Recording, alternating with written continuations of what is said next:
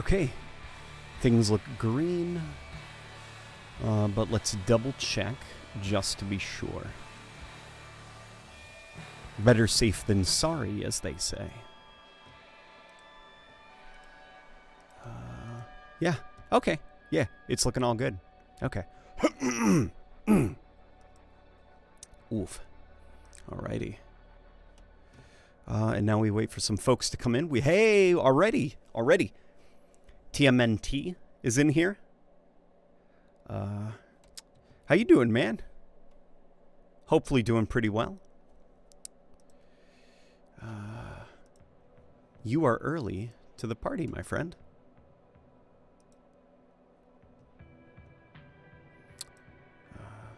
Let me pull up actually a bigger chat window.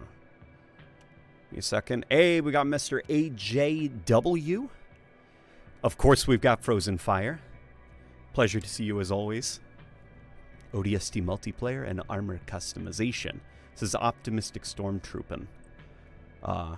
Of course, we've also got Andrew in here as well. Good to see you, man, as always. Sep LNG, how's life treating you? Life's treating me pretty well. Haven't had very good sleep the last couple of nights. So tonight, I'm very much looking forward to getting into the yummy, cozy bed. But other than that, yeah. I've got 2 videos currently in the works. I'm editing down the audio for the Carbine, for the evolution of the Carbine, as well as I'm in the process of recording / editing a video on Halo's ray tracing, which I think will be kind of interesting. It's squatting time. Yeah, that is indeed what it is. We're going to play Halo Infinite's new networking update for Squad Battle and see how it plays. Because it plays pretty well in the Firefight playlist, I gotta say. Playing Halo while watching you play Halo now. You know, that's a good way to do it, I think. It's squatting time, yeah. Of course, you got Frozen Fire with those awesome emojis. He said my name. My life is complete. Oh, Mr. AJW. I love you, buddy. Hey, LNG, how's the new netcode? Pretty great. Pretty great in the Firefight playlist. But we shall see how it plays in, you know, a little bit more of a stressful situation, mainly meaning Squad Battle. Let me bump these down. We'll get that field of view up to 100. Wow, it's searching. Is nobody playing Squad Battle tonight? Or are there issues right now? Is the Pulse Carbine going to be included in the Carbine video? No. I've decided no, it will not. Because the Pulse Carbine, outside of just using the name Carbine, has little to nothing to do with the Covenant Carbine. Also, is that a holiday haircut I see? It is. It is a holiday haircut. The beautiful wife gave me a wonderful haircut. Covenant Carbine in Infinite win. Interestingly, the Covenant Carbine is in Halo Infinite, but it might be an error. Like a mistake. It's in one of the cutscenes. I forgot which one it is. It might be the cutscene where... the Blade Master puts Tremonius in his place. You know, where he shoves his head onto the table. One of the brute guards in the background is actually holding an untextured Halo 5 asset that's still floating around the engine. Which I asked one of the people who worked on the cutscenes about that. I reached out to them on Twitter, and they don't remember actually specifically choosing Carbine. So what might have happened is that might have been an error. Like they wanted that brute guard to be holding a specific weapon, and they set the tag for it, and they forgot the tag names, and so what it actually gave that brute was the untextured Halo 5 Carbine that's still in the engine. Interesting stuff, though, right? The news of Firefight challenges coming in the future is exciting. Now I have all the excuses not to play PvP. Yeah, I didn't catch the new Spartan chatter, but apparently there's a lot of really good buzz surrounding it. Valhalla is such a classic map. It is. It is a classic map. And it plays pretty decent in Halo Infinite. Methinks. I think we'll go this route. Okay. Oh boy. Oh boy, I forgot actually. I've been playing too much Firefight now. I forgot that the regular bandit actually isn't great.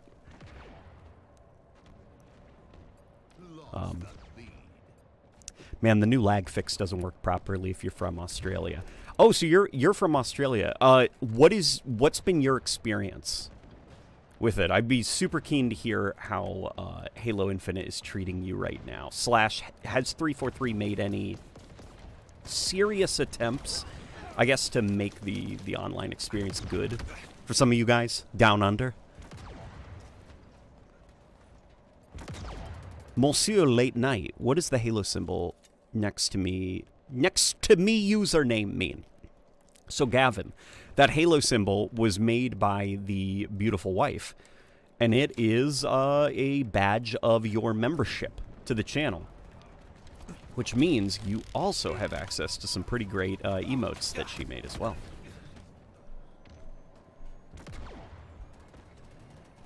That's interesting. It's technically a bit more realistic than what we see in Infinite, considering the game's armory is very slim down. For example, Coven's sniper is supposed to be Halo 4.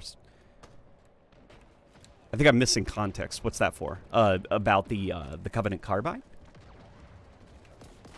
That's a little bit more interesting, that there's a wider variety of weapons and stuff. For sure. For sure. If we're counting like cents and stuff like that. Damn it. Okay.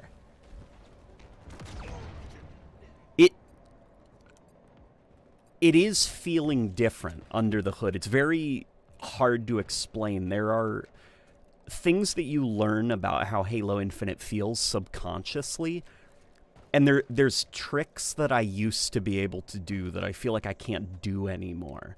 Like weird bobbing, weaving stuff to kind of like avoid gunfire by cheesing the way that the networking works. I've noticed it feels a lot more sensitive now. Yeah, like that machine gun. I notice it's hitting harder than it used to. 343 is limited in how much they can improve things because the physical internet infrastructure is just crap. Oh, for Australia? Yeah. It also doesn't help just that Halo like doesn't have a huge population there.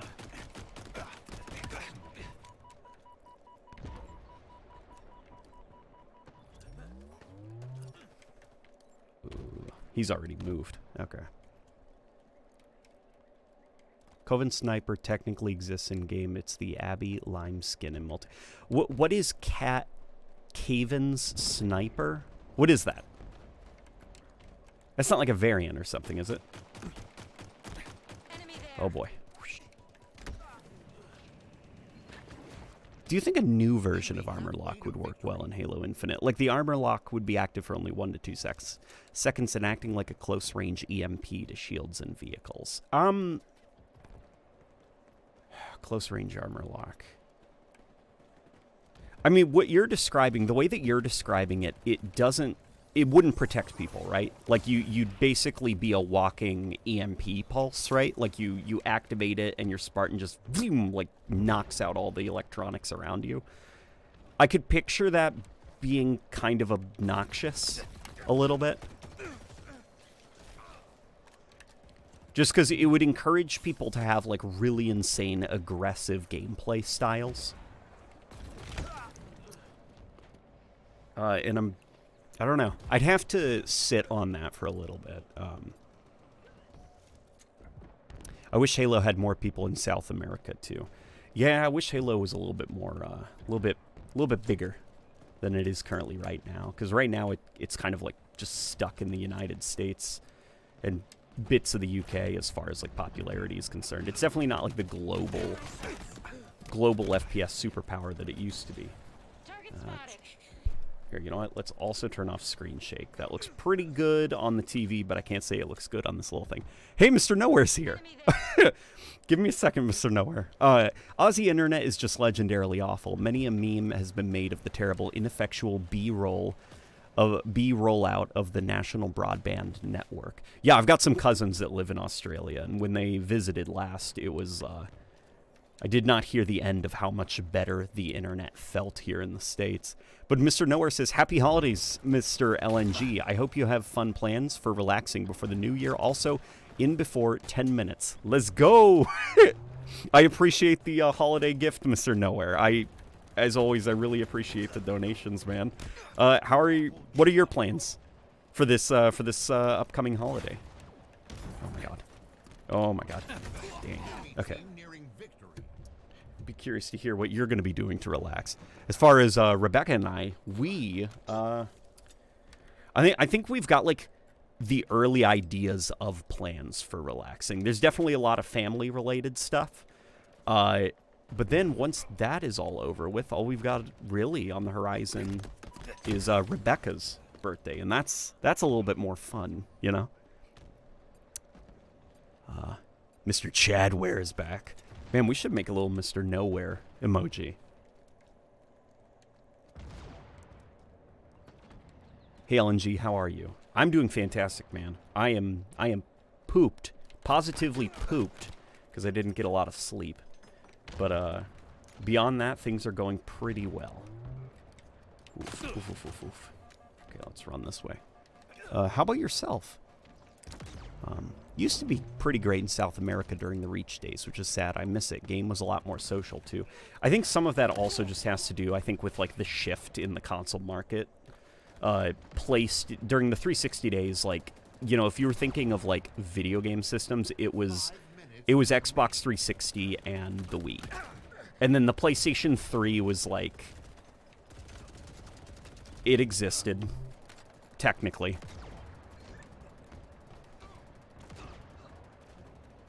But unfortunately, just the Xbox One, I think that also pretty heavily tanked Halo's popularity, which sucks. I bet if Halo was released on the PlayStation, there'd also probably be a lot of old Xbox players who turned PlayStation converts that would love to have their hands back, you know, on Halo again. Oh, just relaxing. I'm spending Christmas with my dad this year. Dude, that's nice. That's nice. That sounds, So you're staying with your dad currently? I'm glad that you're just relaxing, taking it easy, putting your feet up. I know that you've been pretty busy the last couple of months. So hopefully the year ends on a bit of a peaceful note for you. Hey LNG, apparently the networking fix they implemented for Squad Battle is based on the Halo 5 netcode. Interesting. In what way?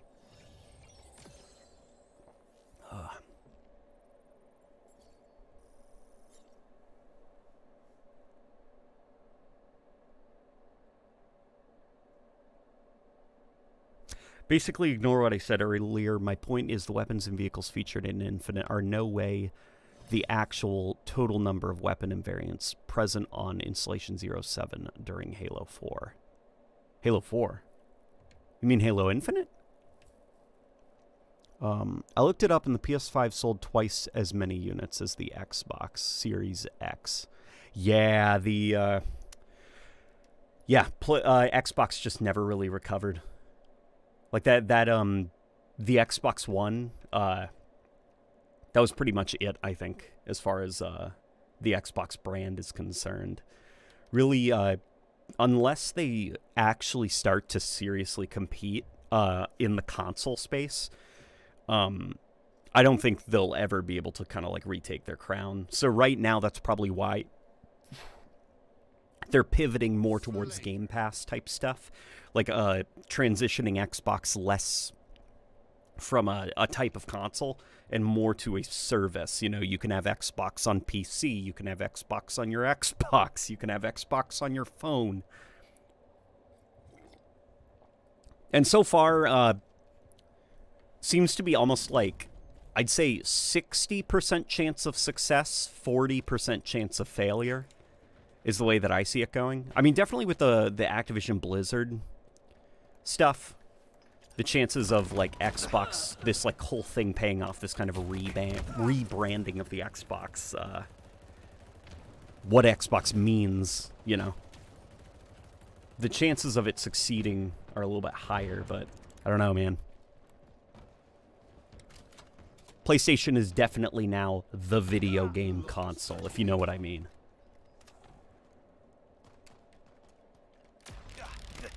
Oh boy. Yeah, it definitely feels different. Really, really different. I'm probably going to have to slow down a little bit. There's a lot less room for, like, nonsense, I'm noticing. You get away with a lot less nonsense. Okay. This is crazy.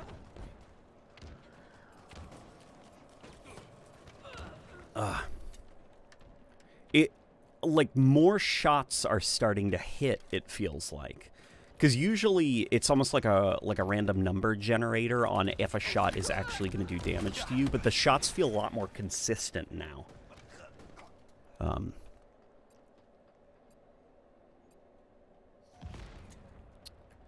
find complaints of Infinite's weapon count strange. Only 4 and 5 surpass it.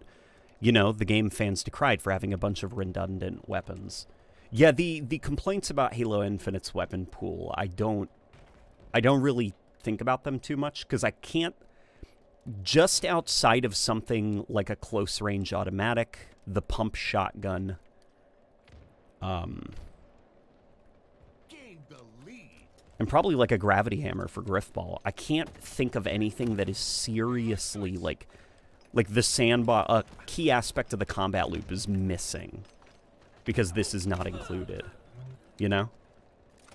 It reminds me a lot of, like, Combat Evolved in a lot of ways, where it's just, like, very, very, very specific weapon choices, and each one kind of has a role that it's filling, and it fills it in an extremely impactful way.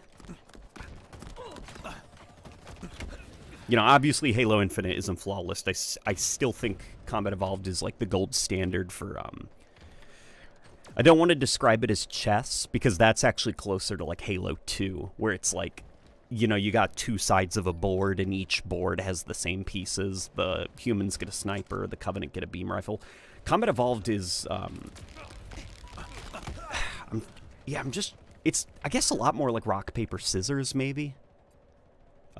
Thank you for all you do, says Millie Arts. I appreciate that. Thank you. This is, Millie Arts' first, super on the stream. Thank you. I appreciate the donations. Wow, this is, thanks, guys. I really appreciate it.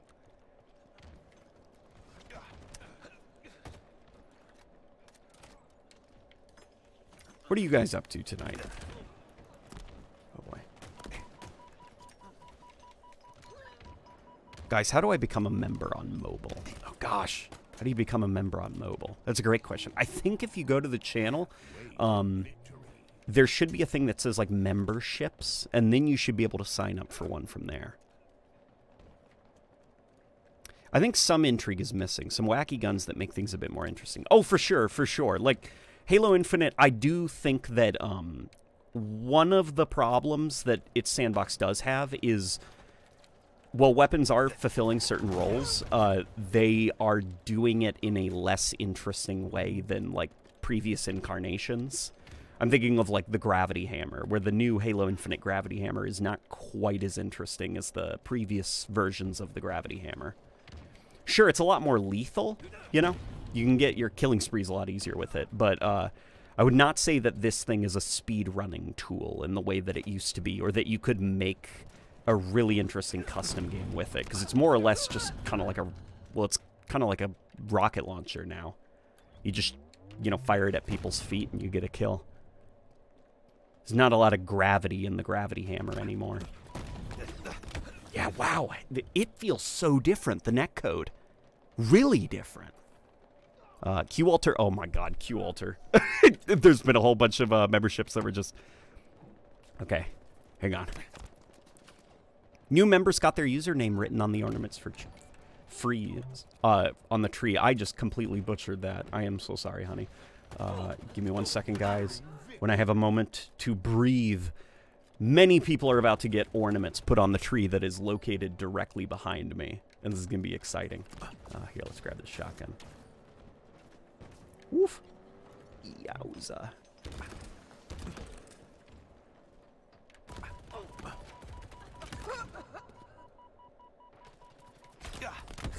Okay, all right, here we go. Watch this. Watch this, he says. Hey, we got Q-Alter in here. All right, guys, Sharpie is coming out. Now, let's start with the first person. Okay, Dragon Lord. Dragon Lord. Oh my gosh, I hear like a dozen ding pop-ups. It's making me very anxious. Dragon Lord, you get a little Christmas ornament. Putting you right there, buddy. Okay, who's next? CJ. Kurzman. CJ, to the tree with you. Okay. Sebastian. I am so sorry. I'm writing as fast as I can. Sebastian Davis. Welcome to the channel, Sebastian. There you are, buddy. I'm going to put you right here. Oh my gosh. Okay. Here we go. Oof. Okay. That was a goofy sound I just made. Completely unnecessary on my part, and I apologize. Vimberlane. All right. Vimberlane. There you are. Oh, we will put you right here.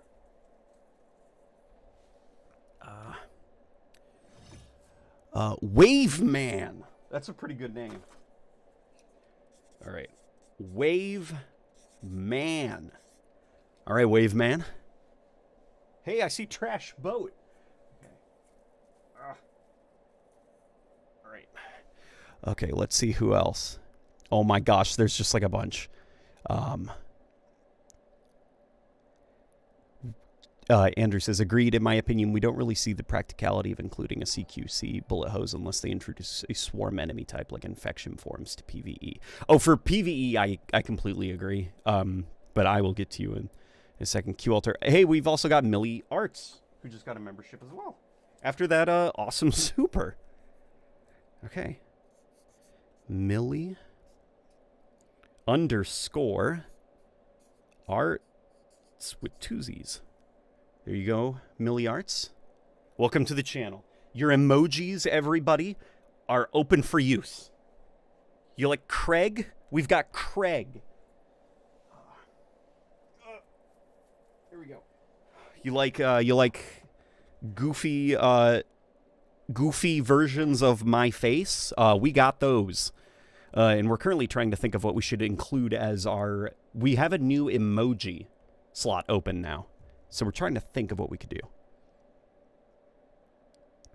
So we'll definitely do that. Okay, so on the topic... and let me know if I missed anybody. I'm pretty sure I didn't.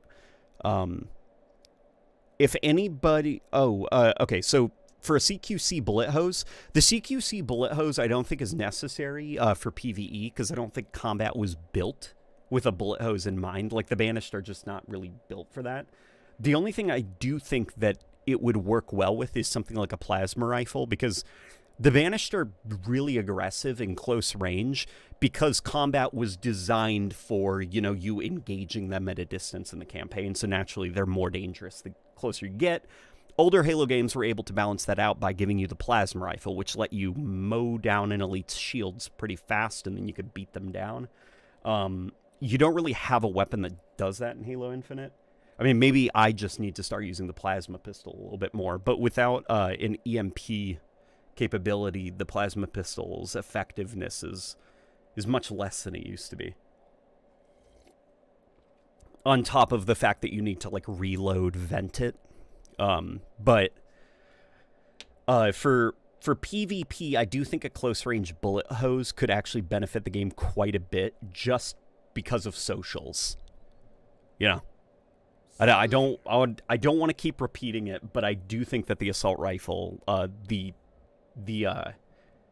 minimum engagement distances for the assault rifle, they're too far, I guess. They're too far. They need to be, like, reined in closer, and I think it would probably chill out the game a little bit, because people wouldn't be, you know, people would have a little bit more room to kind of move about the map before, like, an assault rifle can start accurately hitting somebody. Berserkers are terrifying up close. They are terrifying up close. And I've rarely ever found in the campaign a situation where you're kind of, like, forced to deal with them. Because you're kind of like trapped in a location like that. So I'm actively working on ways that I can get better at taking them down, because they're always the ones that get me. How effective is the stagger, I guess? You know, shooting them in the foot to make them trip. An elite would be cool. Yeah, I guess, yeah, an elite probably would be cool. Rebecca and I are going to be playing through the Halo campaigns. So probably once she understands Arbiter, like an Arbiter emoji could be pretty funny. Not understands Arbiter, that was a weird way to phrase it. Obviously she knows who the Arbiter is, but more like understands the significance within the community of who the Arbiter is, then it would make the meme pictures even more funny. Okay. I think they are down there. Yeah. Somebody was asking how the fixes are. Very noticeable. Okay, like the game feels significantly different. I am still getting used to it. I will say, immediate knee-jerk reaction is it does feel better, but it feels a lot harder now. Because, like, just moments of goofiness in the engine where you can get away with, like, a lot of, like, just nonsense, you know, because of how inaccurate the networking model was. You don't have a lot of that breathing room anymore, so it feels like I'm taking a lot more shots.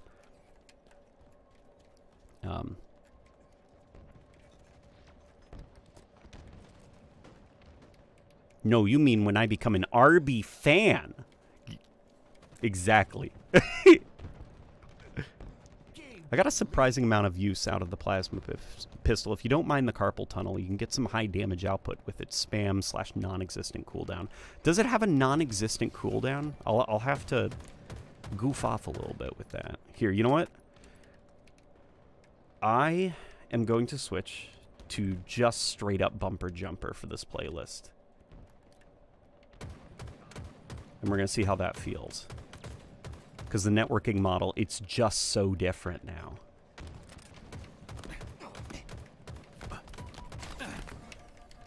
Oof. There is weird stuff like that, what you just saw. Like moments of, like, feels like the networking model missed something or it didn't understand what was going on. I tried grappling earlier today and firefight an item to me. And it began the process of grappling it, and then it just dropped the item and was like, no, actually, you didn't grapple that thing.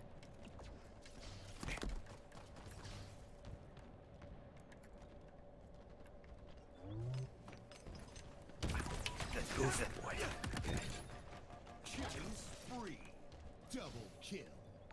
Here we go. Yeah, I'm having to be a lot more sweaty than usual.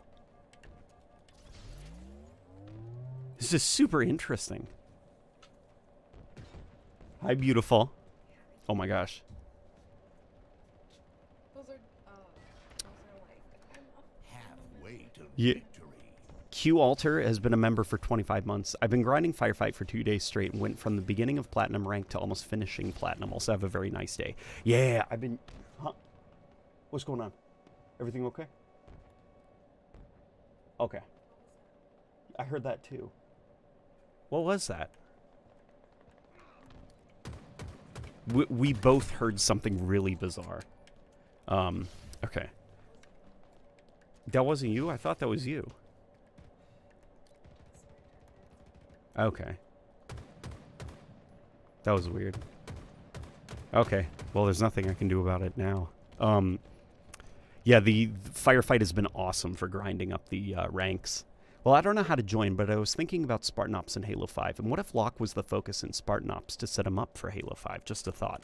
Well, originally, the idea was Spartan Thorn was going to be the protagonist of Halo 5. And at some point, they were like, why don't we get, like, celebrity Mike Coulter to play our new character, Spartan Locke?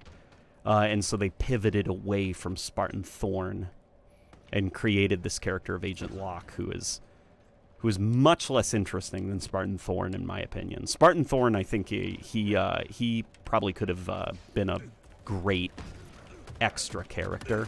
Just like a brand new Spartan who's fresh-faced, having to, like, hunt down the oldest of the old. Okay. Wow. Oh, of course, we've got Rebecca in here. Night Owl for 14 months. So it feels kind of like a slower Halo 5 where everything is super lethal. Yes. Definitely, I think more than before, you can feel how kind of like over-tuned the engagement distances are on a lot of weapons. Hey, you know, on the plus side at least, maybe these server updates are kind of gonna open up a lot of people to the possibility of, like, you know, maybe the assault rifle does need a nerf. Maybe the sidekick does need a nerf.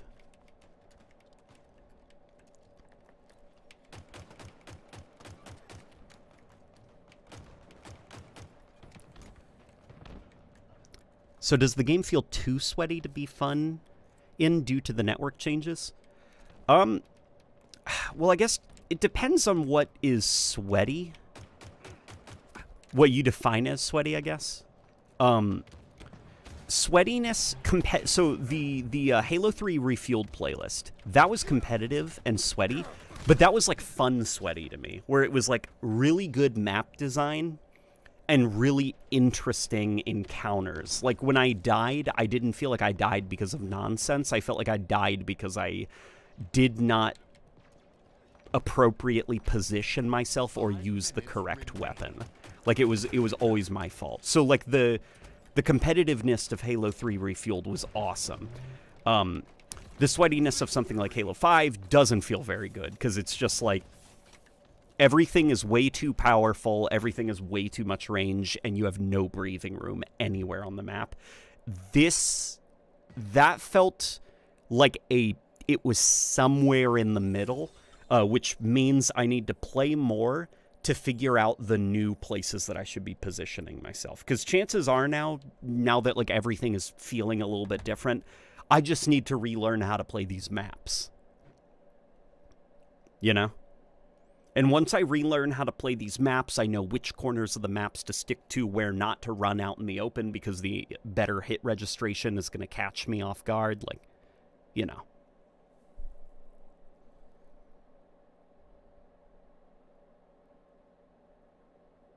Non-existent in the sense that the plasma pistol's passive cooldown is so fast that manually cooling it only has a marginal time saver. Okay. Okay, interesting. I'll definitely, next time we play Firefight, I'll give that a go. Oof.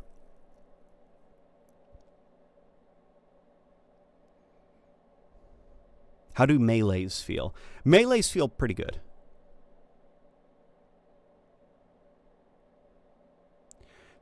When 343 said they were going to test the networking soon, I was expecting Season 6, not a week or two after they announced it. Yeah, right? It's pretty cool. It's pretty cool that, I guess, like, things are moving faster now, because in the days before, when 343 said that changes were coming, that usually meant months, if not years. But now it's like changes are actually happening. And it's cool.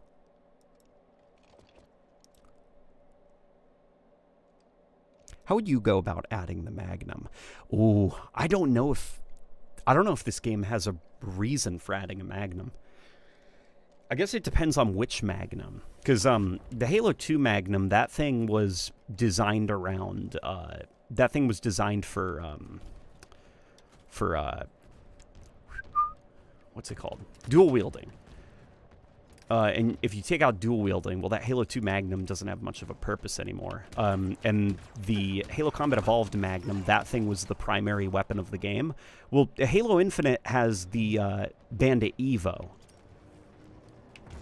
So I can't really think of a reason, I guess, for adding a Magnum back. Like, we've already got a pistol in the Sidekick.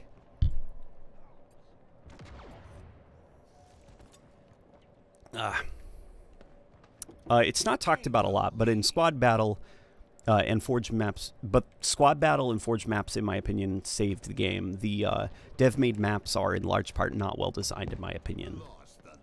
I am with you there. I think a majority of the developer-made maps are at worst boring, or at worst badly designed, at best just very boring and uninteresting. I think, like, Live Fire is Halo's equivalent of sleeping pills.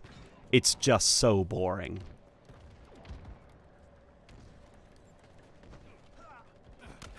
And thankfully, the Forge has kind of picked up the pace a little bit.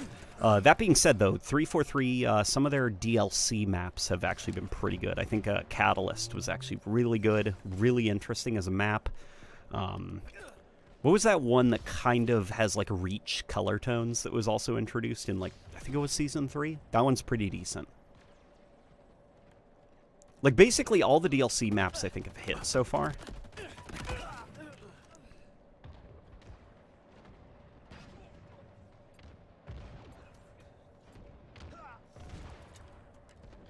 When Halo Infinite fixed their hit registration, were you blinded by its majesty? Maybe not blinded, but definitely taken by surprise. It feels different, very different.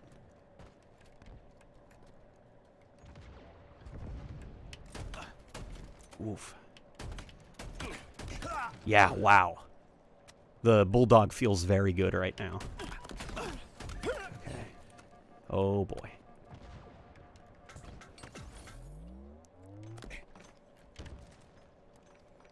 Let's get out of here and hide. Cliffhanger was in Season 3. Okay, Cliffhanger was Season 3, indeed. Okay, let's see if we can get that guy who had the overshield now. Where did he go?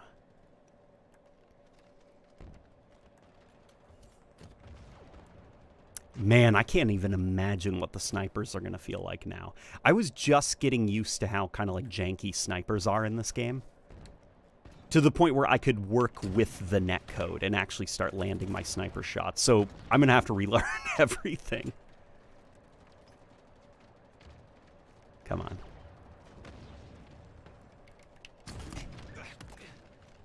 Okay. Yeah, I'm not going to engage that Wraith. It knows I'm here. Okay. Let's grab this. I'm just going to fling it and hope it actually nicks somebody. All right, we got a ranged weapon now. Halfway to victory. Ravager and Stalker Rifle have the opposite oh boy. Hang on. Okay. Ravager and Stalker Rifle have the opposite problem of near zero passive cooldown. The only weapons I feel have balanced passive/manual cooldowns are the turret, plus the plasma cannon. Yeah, I definitely feel like the Stalker Rifle and the Ravager need to have, they need to have more. I don't know, man. I'm in the boat of, like, I think it was very not necessary that they gave every weapon a reload. Hard light, plasma, kinetic weapon. Now everything in Halo reloads. I just don't think it was really necessary. What's that Spanker model you have? Just the generic Spanker model. Regular rocket launcher.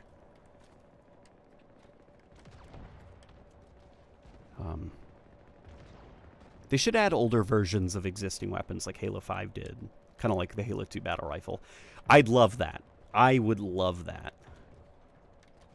That's what I thought Halo Infinite was going to do. But I think You know, that might have even been what they wanted to do at one point. But now that, you know, the game is kind of not taken off the way Microsoft and 343 were hoping, and they're starting to focus on the next Halo game, maybe that'll happen then. But I'm not entirely convinced that the next Halo game is going to be a traditional style Halo game. I do think it's going to be something very different.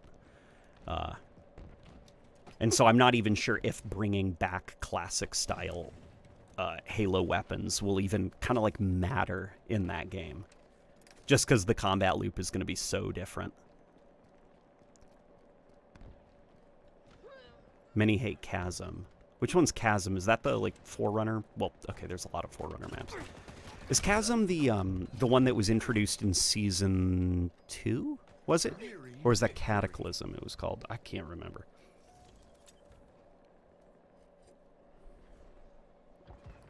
Give us a Bandit Evo with the Reach scope. My friend, that's called the DMR. But yeah, I'd love to see just, like, the straight-up DMR. But I also think right now there are bigger fish to fry than, like, introducing another DMR, like another version of the DMR to the game. For the hate that Halo 5 got, its weapon and vehicle sandbox was amazing. I wouldn't say that. Say a majority of it was garbage. But that's just me. There we go. PC is pulse carbine. Pulse carbine, got it, not plasma cannon. But I enjoy. It wasn't necessary, but I enjoy its presence. Though I'd appreciate if they evened out the cooldown times for the plasma guns. I agree. Because things like the stalker rifle, it takes so, like, the venting or auto venting, auto cooling, it's so kind of like stingy that at that point that should just be a kinetic weapon. You know, at what point is it kind of like, why is this thing even a plasma weapon if you have to reload it, kind of like a rifle? I wonder how long Halo 5 will last until 343 shuts down the servers. I'd give Halo 5 probably another decade. That's my prediction. Another 10 years. So 2033. Victory.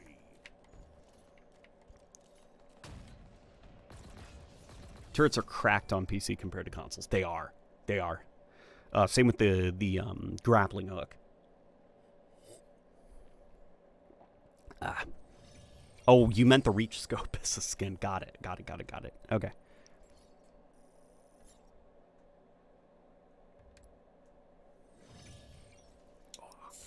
Maybe the classic Magnum weapon kit for the sidekick. They could definitely do something like that. I'd imagine that would be probably realistic. Hi, baby. I love you. I think the wife is going to join us. Yeah. You don't like the Needler Warthogs? The Needler Warthog is fine, but it's also just like, if you could choose between taking the Warthog and just making it better versus taking those resources and creating a new vehicle, I would choose creating a new vehicle. That's kind of the problem with Halo 5 Sandbox, is most of it is this gun, but better. There's not a lot of variety. It's just, most of it is upgrades to weapons that are already in the sandbox. So there's a lot of just kind of like wasted, useless weapons.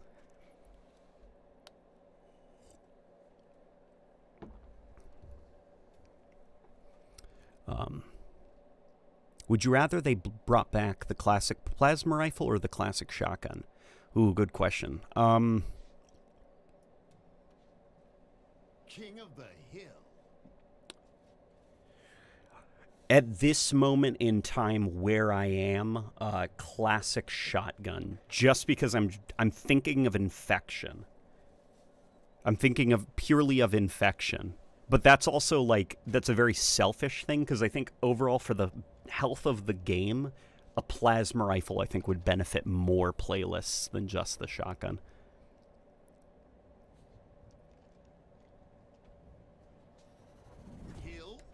Thoughts on the Bulldog's low magazine count? Well, the Bulldog during development, the idea, the way Quinn Del Hoyo at least described it was he wanted to take the shotgun and make it just an easier to use weapon. Like you could just kind of like run around and get kills with it, like picking up any gun kind of off the ground and making it less important. And over time, I feel like then, you know, it wasn't quite working that way, and so he pivoted to a different direction and kind of back and forth. And where they've kind of sat is it's almost like shotgun light. The Bulldog, the best way to use it is probably in concert with like melees or grenades. So it's like you soften it up and then you use the Bulldog. Oops. I've got to get used to the controls again. I'm back to bumper jumper, but... Alright, she's loading up the game. Concert? In concert, you said? Hill What will control. they play? Who? You said in concert. I did? Enemy When? team took the hill. Right now? You meant it in a different context. I did? I'm just being funny. Oh, okay. I love you, baby. Yeah. Like I said, guys, I am a little bit slow tonight. But I appreciate you all humoring me. Let me do the 5 free Hill control. thing that Mm. YouTube does. Oh, yeah, YouTube is giving us 5 free memberships to give out. So we are going to do that, which means more people on the tree. Oh, boy. If I can figure it out. Giving the bigger guns longer cooldowns, yes, but allow for dynamic where passive and manual cooling can be employed in situations where each excel at. Score. Yeah, agree. Should be full auto like the in real life AA-12. The Bulldog is fully auto.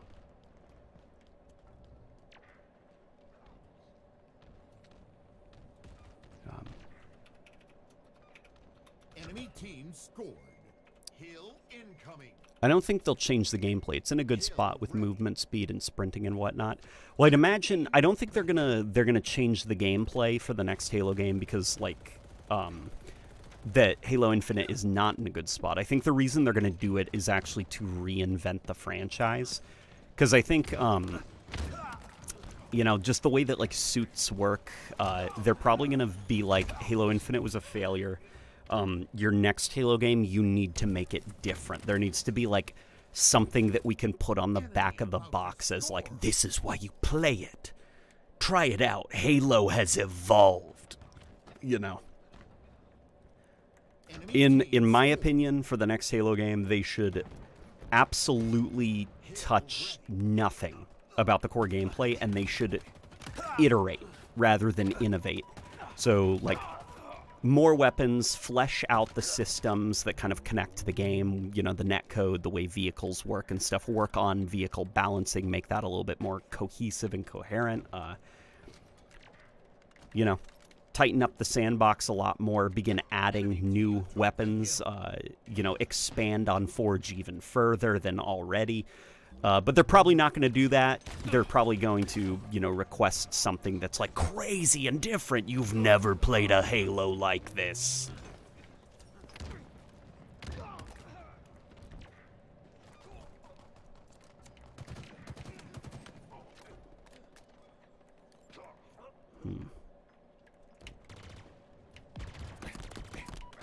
Yeah, wow. Networking does feel very weird. Okay. Hill control.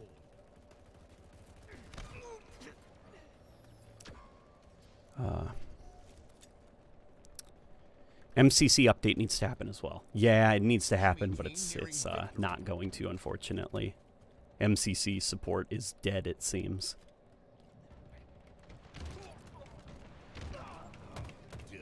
Alrighty. Game is over. Now it's time for the wife. You look like Hank Hill with a beard and mustache. Not true. Delete. Delete? Do I look like Hank Hill? No, delete that No? comment. You're canceled. The wife says that you're canceled. I'm sorry, it's not my choice. She, her will is law. Here we go. Let me join you, baby. Actually, here, let me invite you.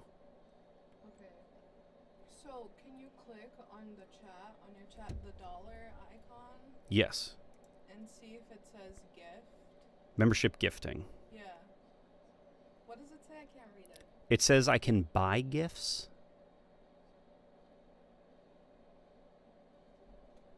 It says buy gift for them. I can buy 1 membership, 5 memberships. Oh. Buy memberships for viewers, unlock members only perks. Not member gifting. This one? Yeah, that's what I clicked. It only gives me the option to buy gifts. There isn't a section there that says gift 5 now. Nope. What the heck? Yeah. All right. Let me send you another invite. There you go, baby. All right, I'm going to make you the party leader. And you take us away. They might be rolling it out slowly. Yeah. Yeah. I wonder how the mutilator would work in infection. We'll have to wait and see how the mutilator works. But I have hope for the mutilator if it's indeed a double barrel. Which it is. We've seen the leaks. All right, my love. You are now the party leader. Take us away. Word.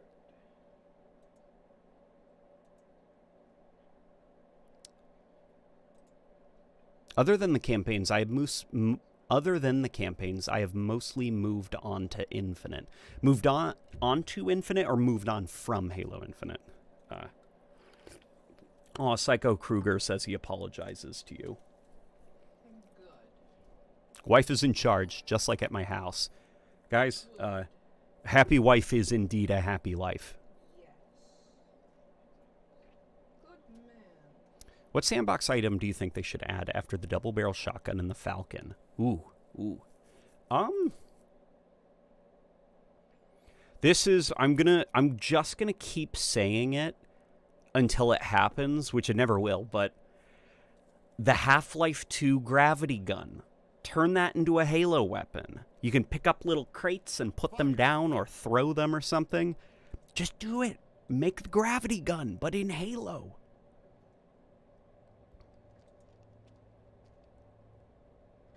What are your thoughts on armor effects in this game? They're extremely tacky and I hate them. They are a good idea that is very rarely used well, I think. When they are used well, they can be incredibly expressive and interesting and fun.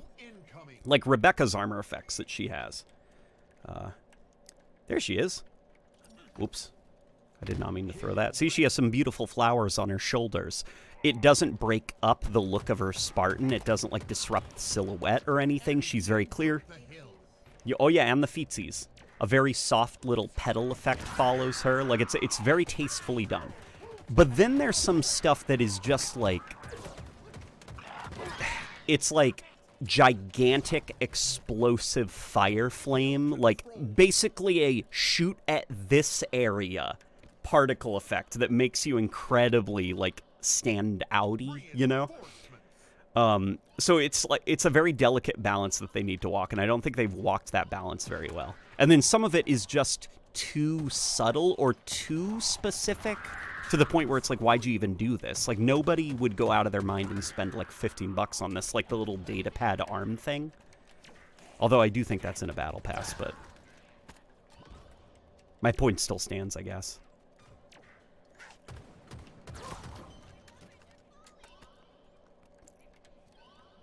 All right, my love. So in King Hill firefight, every 4 seconds or 5 seconds that you stand in the hill, you get points. Yeah, so if you want to rank up your battle pass, babe, basically we just try to stay in the hill. LNG, I'm kind of worried that another attempt to reinvent Halo would be the death of the franchise. The longtime fans are kind of all that it has left.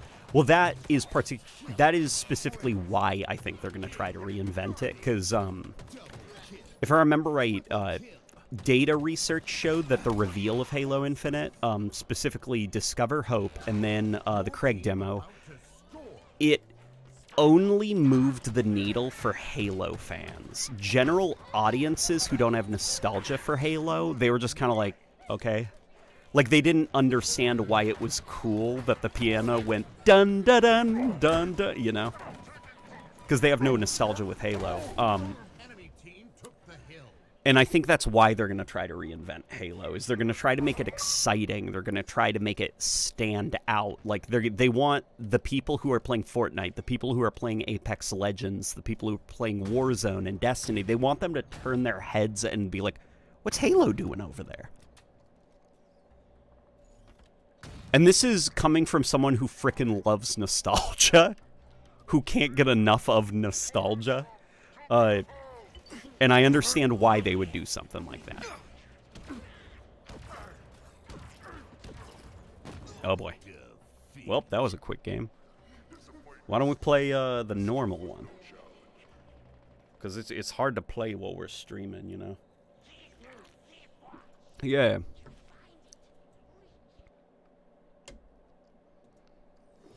I want Halo to appeal to a wider audience as Halo Minor. Yeah. Yeah, you know, I want Halo to appeal to a wide audience too, and I think you can do that without ripping off the competition or losing your own identity. Yeah, regular one. So this is the one with the unlimited grappling hooks, so we can be like Spider-Man. Yeah, and I think if 343 is honest about the next Halo game of this is a reinvention, this is very different. For Halo, we want you guys to try it out. You know, not being kind of like the Halo 5 thing where it's like, this is the next step of Halo. Halo combat has improved, you know, and it's just, it plays so different from traditional Halo. If 343 is open about the idea of like, we're trying something new with this next Halo game, give it a try. Let us know what you think. I'm game. You know, I'm game with a little reinvention. Especially if that reinvention actually makes casual gamers interested in Halo.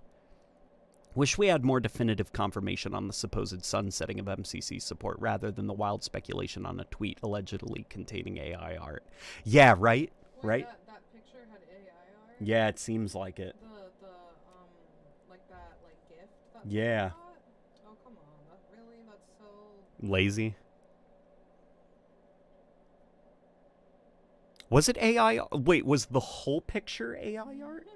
Or just the gift, the artwork in the gift? Posted it? Was it A modder who apparently worked on the MCC. Firefight. That's tough. Yeah.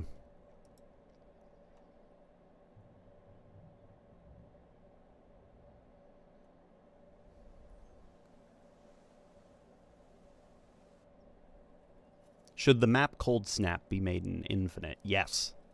Yes. Yes. You know what?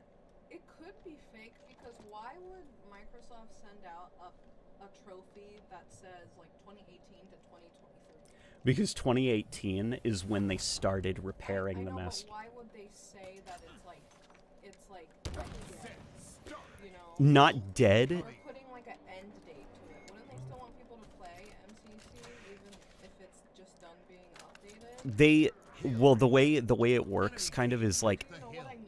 Like it's kind of weird. it's not for people, it's for the people who worked on the game. If it was like fake, I feel like 343 wouldn't do it like that. I feel like that's exactly how they do it. Because that's how they work with everybody else. That's how Microsoft does things. Hill control.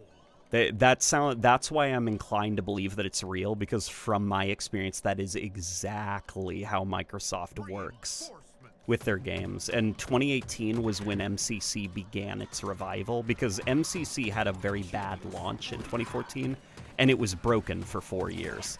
And then in 2018, they started a revival project. It's like they're implying that that game is dead. So, Yeah. you know, I just Guardian. Unfortunately, sounds like something that like an angry Reinforcements. AI generate allegedly. somebody also asked one of the guys in the Discord about it, and they were like, yeah, a lot of people from the MCC team were laid off during the firings. Is there another site Well, that is a good point. We do need to have another sighting of the trophy. Yeah. Running riot. Yeah, perhaps a video of somebody holding it. Q Alter says, every time I think of the Bulldog, I can't help but think about the scene in ST with Anakin and the Council, like you are a shotgun, but we do not grab you the rank of shotgun. Yes, that's exactly what the Bulldog's like. It's like, we recognize that you are officially a shotgun, but we do not give you the rank of shotgun. Yeah, that's the Bulldog.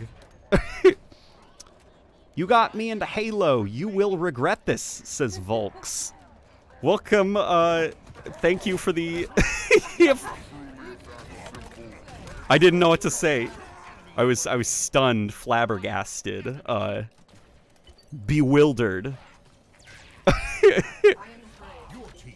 I'm afraid by the implications there, Volks.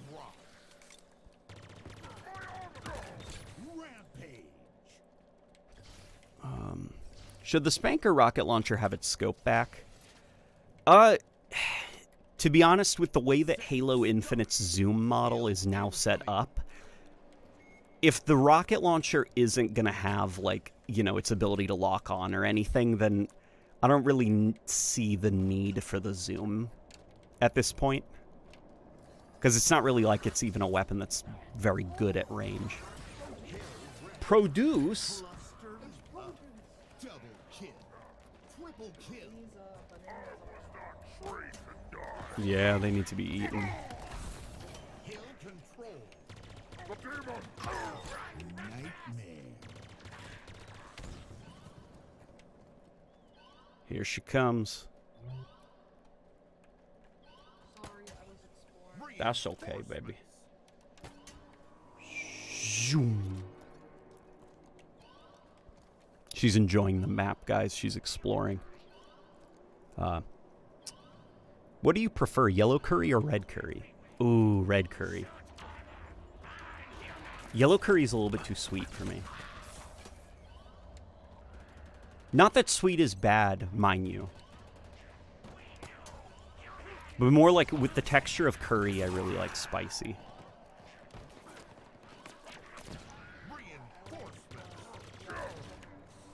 And Rebecca likes the yellow turmeric one. Yeah, Rebecca knows I am a fan of spice. Oh yeah. Yeah. No. Yeah, let me get you up, babe. Oh my god, look at all those jackals.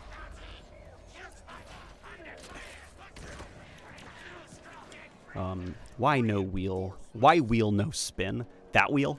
I'd imagine it has to do probably with networking problems. Like, probably the scripts don't work exactly like they should. I remember Halo 5 had some problems with scripts.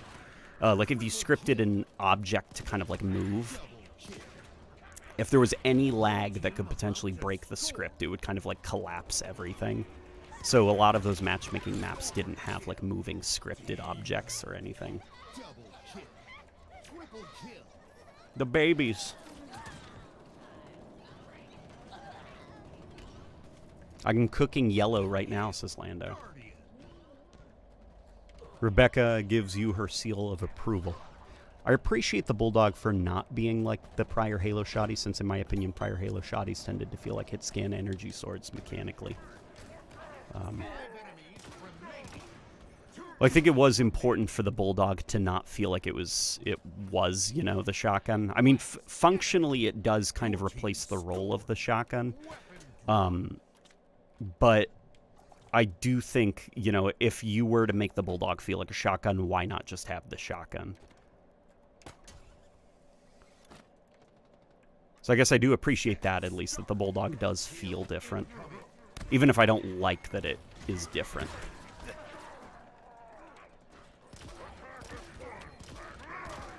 So guys, I believe Rebecca is going to be getting a Steam Deck.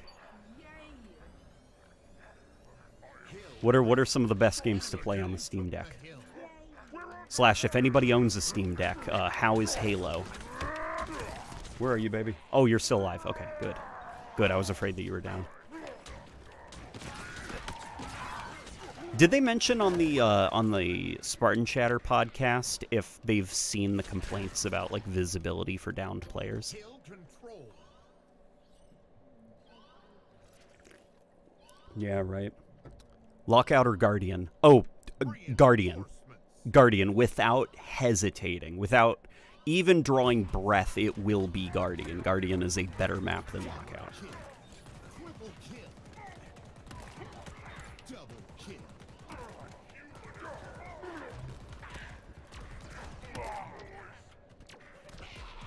Reinforcements. Hill. Guardian. Did you spoil her gift? No. No, because we share our finances. So it's not like I could sneak it past her anyway. Kill. Reinforcements. But believe me, in the future, there will be surprise gifts like that I will not tell her about. Hill. Guardian. I've not had any major issues with Steam Deck and Halo Infinite. Actually, on occasion, I've had the game freeze, but I'm not certain if that's a Steam Deck specific issue. Freeze, like, as in, like, crashing and stuff?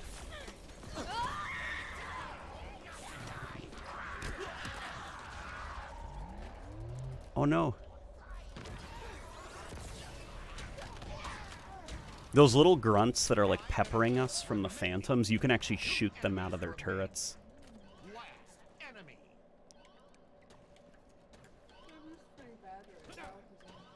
Yeah, me too, honey. Yeah, it's about nappy poo Your team time. scored. Weapon drop. Audio works, but the video is frozen. Okay, interesting. That is an awful bug. I think that happens on Series X. Someone said my wife begs as soon as gifts show up. Set She begs. That's what Hill incoming. That's cute. That's cute. Supposedly there is a version that has a spinning wheel, but it hasn't been updated for matchmaking yet. Oh, that's a bummer. I'd love to see that in matchmaking eventually, because that wheel is a huge part of the fun for this map. Oh gosh, they're all inside that factory now. Chocolate. Yeah, right. Actually, I think this isn't a factory. I think this is supposed to be like an electrical plant. And they serve electricity to the chocolate factory. Yeah, they power the Willy Wonka. Yeah. Timothy Chalamet, the protagonist of Lies of P. He runs a chocolate factory so he can get money to buy all those Victorian clothes while he runs around as Pinocchio. Double kill. Triple kill. Double kill. You know what a sugar-free chocolate bar that actually secretly contains chocolate is? It's a Lie of P. What even needs to be fixed in MCC besides the campaign networking? A lot of stuff between the various Halo titles. There's quite a lot that could be fixed. Currently, if I remember right, the cutscenes for Combat Evolved Anniversary are on the broken side. Like, there's a lot of assets that are, like, missing / arranged not correctly / playing back incorrectly. I know Halo 3 has a lot of problems with its shadows at the moment. Just lots of very minor stuff. Like, overall, it's fine. It's just the transition to PC introduced a lot of bugs and glitches that they never fixed, and now I guess because they're not going to be, working on an MCC anymore, they will never fix them. So it's kind of like frustrating that bugs were introduced, not fixed, and now it's too late. Oh boy. Here you go, baby.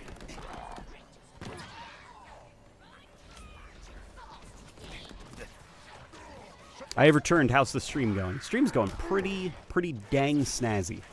Reinforcements.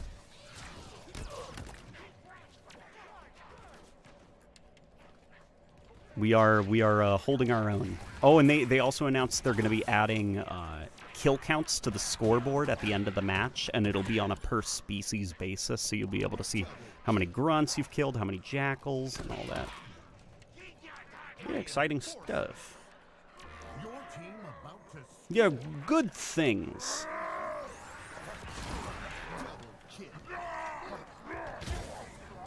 double kill. Yeah.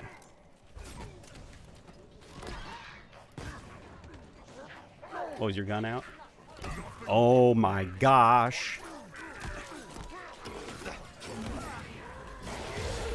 They are everywhere. Look out for the guy with the hammer, babe. She just threw a... He started to run at her. She threw a grenade. It bounced off his head and actually stunned him. She's killing him.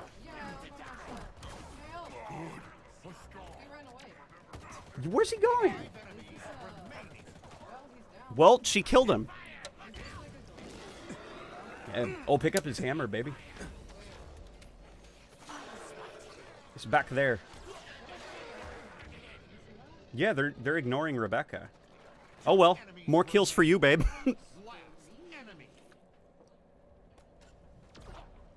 That was pretty cool. I was just watching. Rebecca was in this like Zen state where the AI just like, it's like she ascended, like, you know, her brain evolved to a new power and the AI couldn't see her anymore. So she was walking around and calmly executing them. She killed a chieftain in front of my eyes and then proceeded to kill 2 hunters with melee attacks. Bulldog being a shotgun that's usable beyond CQC like CE is amazing.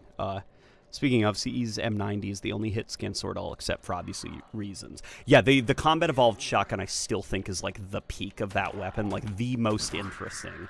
Just because of its range, its ammo count, and the way that the bullets spread. It provides the most variety of gameplay experiences.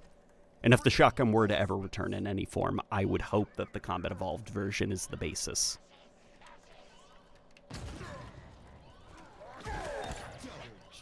Hey man, this stream is chill. Oh, looks chill. It is chill. Yeah, to quote the wife, best believe it is chill. Okay.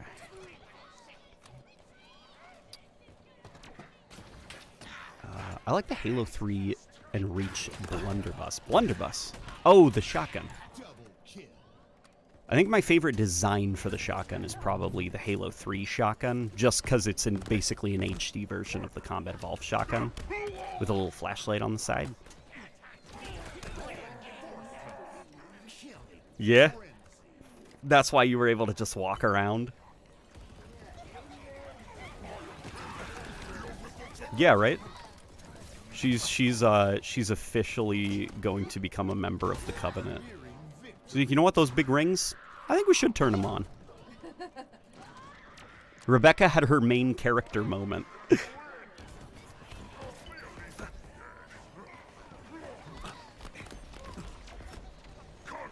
Reach shotgun with the red lights had an aggressive, angry look. I do not disagree with that. Oh, your gravity hammer's out, babe. Now it's just a dinky melee weapon. Yeah. Yeah, that's terrible news. Okay. So, Tremonius has fallen. What's the rest of the quote? He's not the best of the banished, not by a long shot. Your team scored. Oh, yeah. Victory. All right.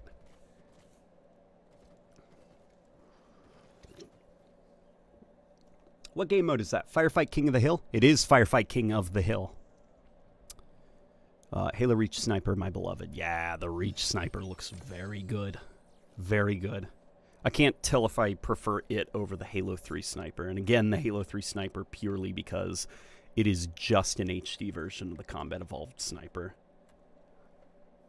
A lot of Halo 3's weapons are just HD recreations of Combat Evolved weapons. Let's take a look at this. Looks like some good stuff in here. If I was a fan of that helmet, that price is not bad.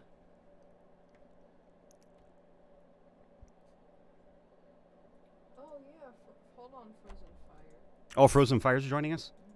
Wait. Hey. Hey. Hey. Hey. Invite. Reach kids in chat. Let's riot. Reach kids have a good reason to be Reach kids. Halo Reach was a great game.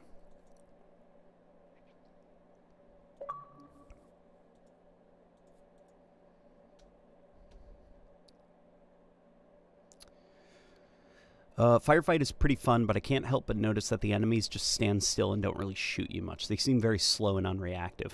Well, they're slow when they're outside of the hill, and that's probably because I'm picturing Forge mode. Firefight. They're probably scripted to go to the hill. And if it's anything like the campaign, the way a level designer explained it to me is like whenever you like have like AI run into a room in the campaign, or you'd get them to attack a place in the open world, the AI, they have to exist in a combat zone. They kind of like stop working if they're not in that combat zone. And what they do when they're outside of the combat zone is they will kind of like become almost zombie-like and beeline to the combat zone, where they will then wake up and their like full AI will actually start working again. And I'd imagine that's probably how they got King of the Hill Firefight to work, is basically script the hill to be those combat zones, spawn the AI outside of it, and then they just beeline for it, kind of ignoring self-preservation.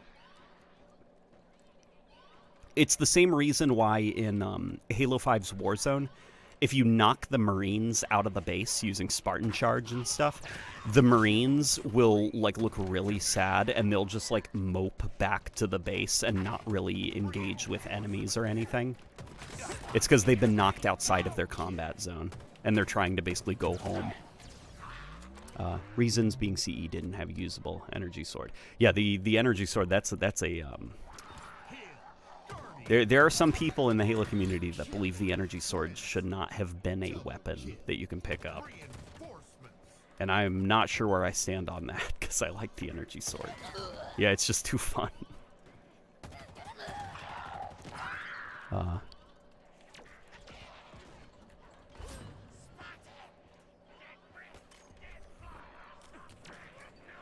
Hell yeah, LNG. I'm a El Dorito kid. Oh boy.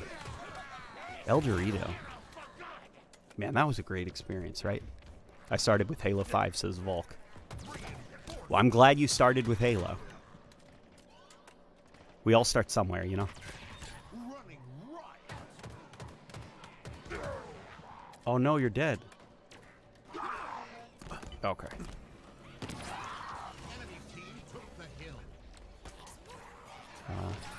I actually really liked Halo 5's Warzone Firefight. Hey, we're all allowed to have our opinions.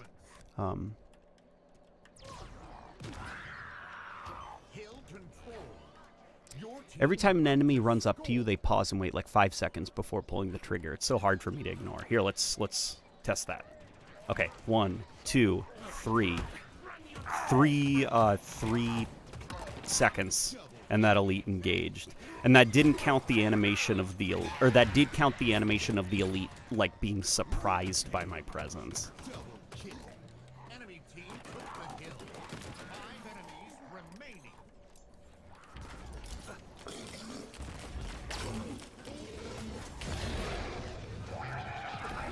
That one didn't even hesitate. He immediately started hitting me with his little commando he's holding.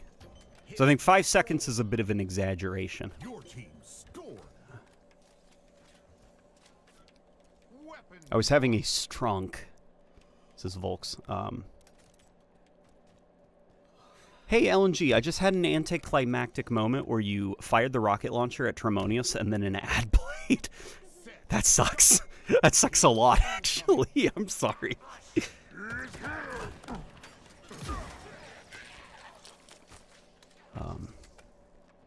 My son's going to be an infinite kid when he gets older. He's going to be like an infinite kid, as in like Halo Infinite kid, or he will never age. He will be an infinite kid. Hill control. Oh my god, LNG, you should make a Bassus cloning facility in Forge. That's a throwback. Remember that? When we were going crazy about that one brood on stream? Bassus? That's a throw. And we can actually spawn Bassus now in Forge. We should make a cloning facility for good old Bassus. Bassus. Yeah, he says Bassus here.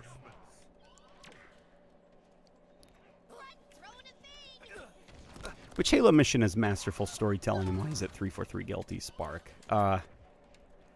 343 Guilty Spark is definitely one. I think another good one is Combat Evolve's first level. I mean, just, like, the ship being attacked is done so well. Kill champion. Reinforcements. Bassus. Cluster love. Hey, that got a good laugh out of somebody. My infinite kid joke.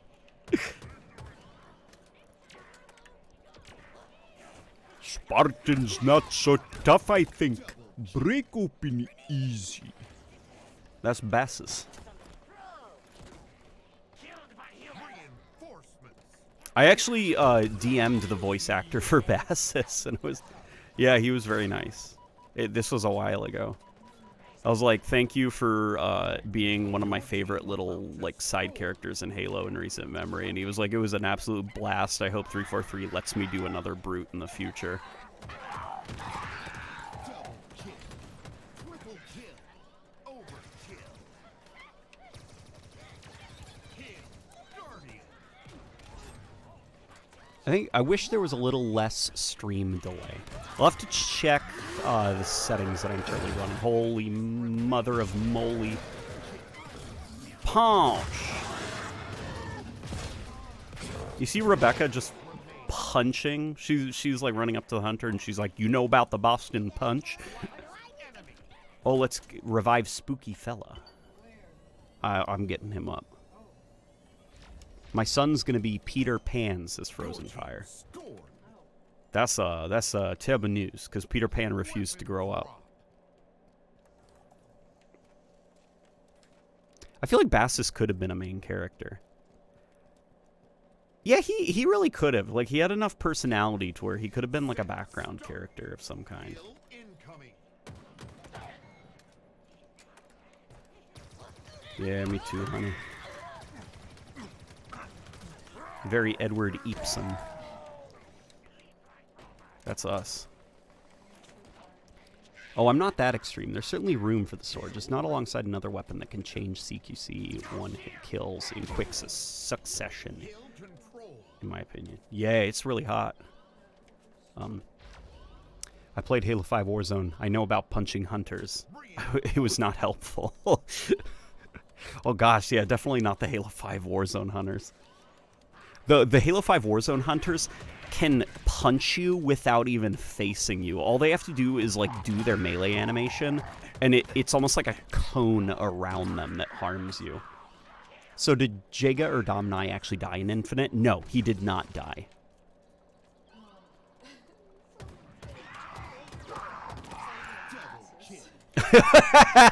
Bassus and his unfortunately overweight brother or cousin Massus.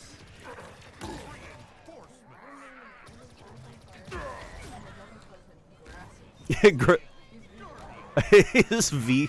Wow, that's a really that's a coincidental name to have. The family named him Grassus, and he just so happened to grow up vegetarian. Just picturing the Bassus family.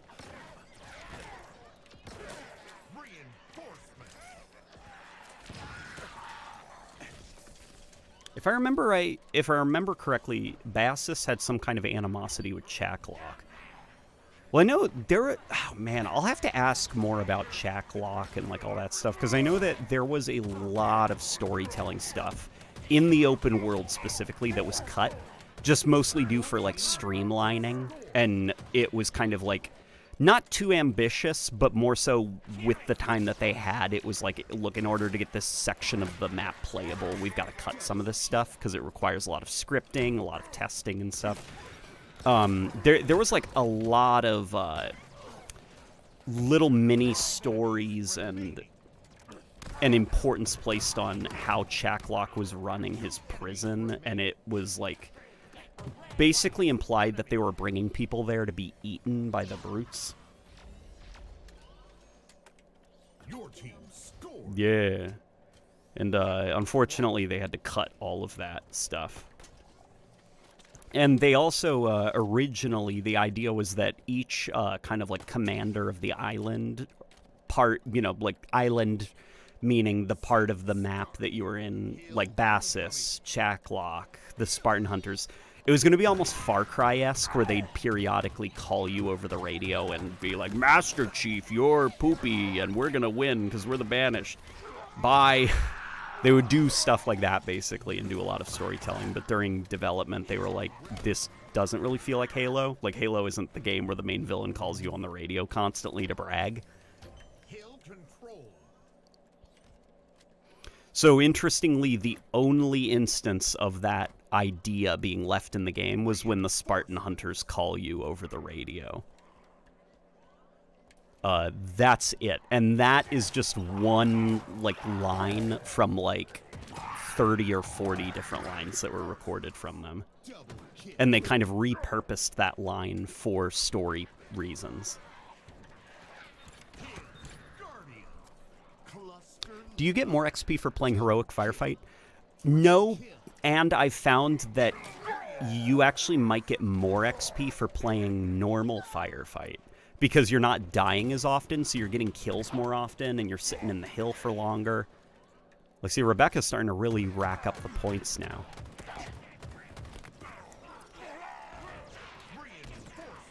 I don't like how you can kill the HVTs. They have interesting backstories and are enough to be the main campaign threats.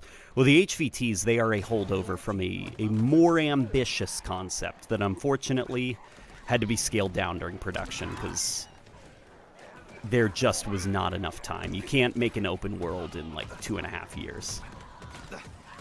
The HVTs, trust me, that was not the intention for them. That was a compromise. He also has a slow cousin named Molasses. That's pretty good. Molasses is pretty good. I think I agree with Ackman when he said all that Eshram did was talk shit to you through a hologram. Yeah. Last enemy.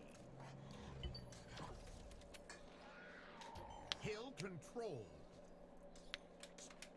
Your team scored. I remember killing some of the Wave 1.5 bosses by running them over with Mongoose. That's pretty good. Halo Guardians campaign plays really well on Legendary until you go down and your fate is left to a clueless Buck or Fred. See, I think Halo 5's campaign doesn't play that well on Legendary.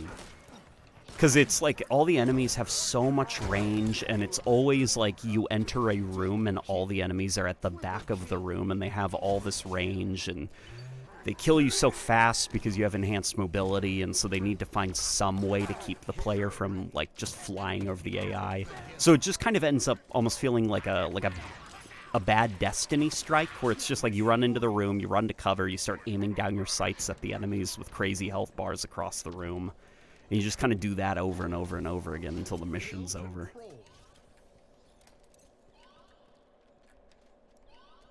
Bassus would be funny as a recurring boss who inexplicably survives each time you fight him with no obvious hint to his survival.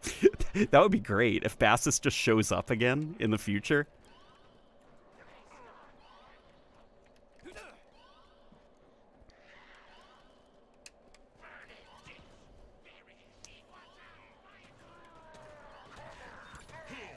Guardian. Reinforcements. See, I feel like that might be a common issue with villains in recent stories. They talk and brag, but they don't do a lot to solidify what they say. Some of that is definitely, I think, it's a symptom of basically like the siloed nature of modern game development, where game development is so complex and expensive now that where before it was like 50 people all in the same floor with open cubicles talking to each other. Now you've got like 50 people in one department alone, and you've got people working in narrative who are on a completely different floor from the people working in gameplay and stuff. So unfortunate, like one take that I heard that was kind of interesting about, you know, like recently God of War was kind of criticized for just like the constant talking, to the point that like the writing was ruining the level design because the characters were just spoiling how to beat each puzzle that you found. And basically it's kind of like when you silo off the writers and they're not actually playing the levels and kind of intimately working with the level designers. Well, what's a writer going to do? They're going to write. And they're going to write a lot and a lot and a lot. Whereas before, you know, the writers were kind of like almost informally also level designers. Like the process of the player making their way through a level was very much part of the writing process. You don't really get that anymore. So you get a lot of overwriting. Like accidentally writing too much dialogue, I think. That's the best way that I can describe it.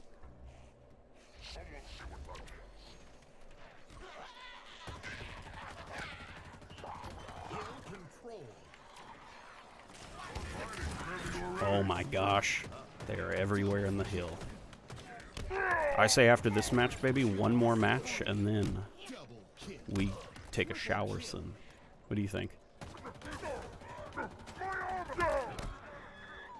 Okay. I love you, baby.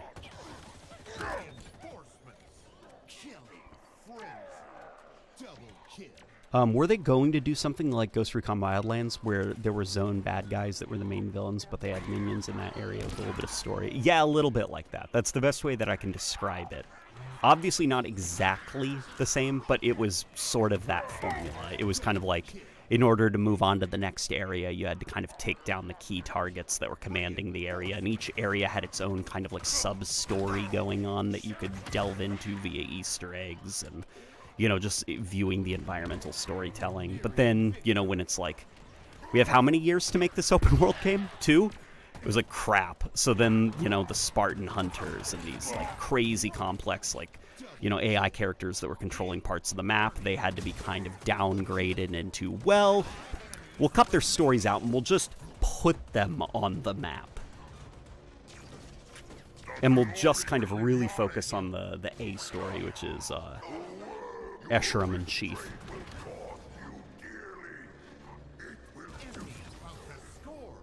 You look so dead, babe. You want to go check on your stuff now? You can if you want, honey. I love you. Alrighty, guys. Rebecca is running on fumes, and it is imperative that she goes and checks on a project that she's working on.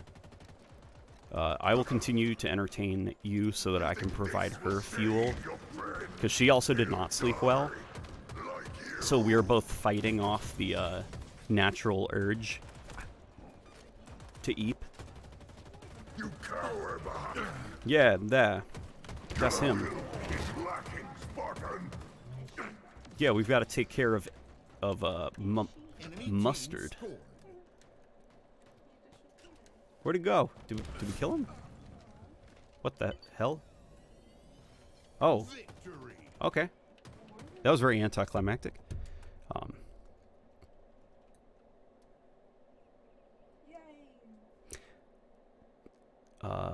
Let's see. Highest score I've ever gotten in Firefight is about 6,500. That's crazy. That's crazy, man. That's a lot. I love you. You're beautiful. You're wonderful, baby. You're amazing news. All right, guys. Rebecca is bidding us adieu. And now, if you do not mind, we're going to try out the... Hey, look at us, same pose. We're going to try out more of the network workshop squad battle thing.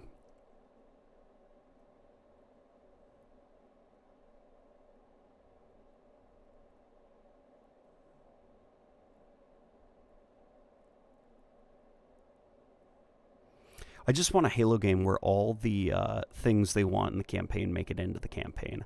Oh, that's that will never happen because that's the reality of game development. Game development is always about compromise. Usually the magic, the secret sauce of game development is hiding from the players just how much you had to sacrifice to get the game out the door, and tricking the players into thinking that it's like beautiful and perfect and it was just like an immaculate creation where everything went smoothly.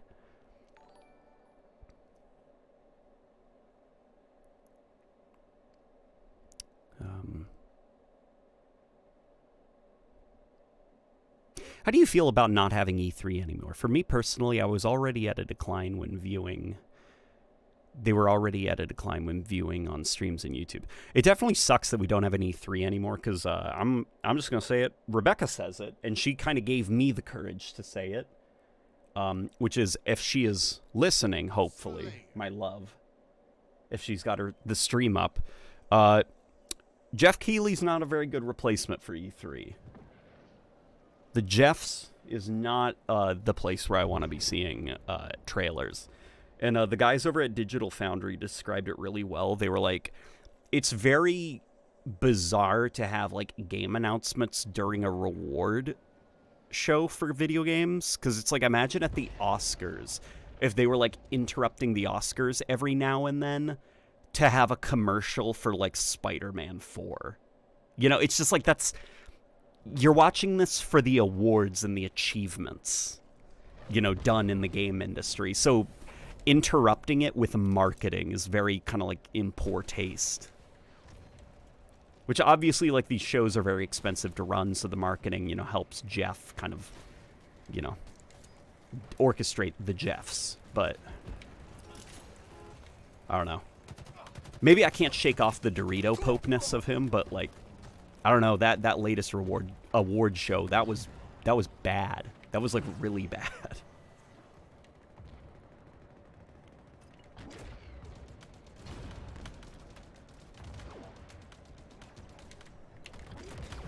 Oh boy. All right. Yeah, the Jeffs are questioning. Yeah. Rebecca and I are in the same boat. Okay, so don't worry guys, I'm going to keep playing until Rebecca is done. Rebecca and I work together. We struggle together. We survive together.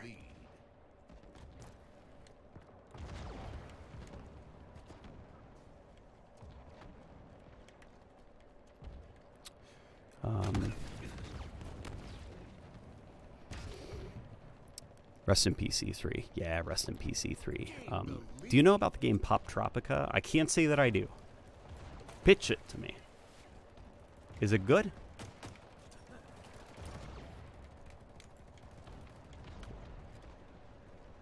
I hate how much hate the COD devs are getting after Christopher Judge's joke. Yeah, that was also not cool. It's like, okay, it's revealed that this year's Call of Duty was developed under immense crunch and like was not a very fair experience for the developers. It was kind of like forced on them. They were not excited. They were not passionate about making it, and they were kind of lied to and promised that they wouldn't have to make a game like that after Vanguard. And so for Christopher Judge to go up on stage and be like, my speech was longer than the latest Call of Duty campaign, which sucked, am I right? Man, those guys made a bad game. It's like, screw you, man. You know, and then just Jeff Keighley up there like smiling, the Dorito Pope being like, what a good year for games, man. And like the elephant in the room is like almost 13,000 people lost their jobs this year and are currently like experiencing Christmas with a lot of anxiety because they're not sure if they're going to be able to pay the bills next month.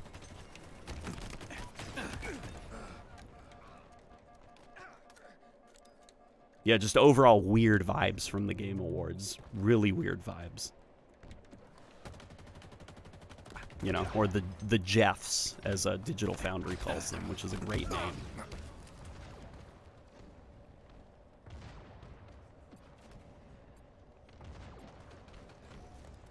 Did he insult the devs directly? No, of course he didn't insult the devs, but it's like, you take Jeff Keighley noticeably not mentioning how many people were fired in the game industry in order for these big companies to save, you know, their bottom line. And then you've got this high-profile voice actor who sees how hard games work, or game developers work, with the context of how hard this year's Call of Duty was to get out the door. Like, this year's Call of Duty was bad. It was a very bad game, okay? But it was a bad game for a specific reason, and it was bad, you know, because those developers were forced to make a game under unreasonable time constraints. And for him to go out there and just, like, shit all over their game, basically, it's just like, that wasn't it, man.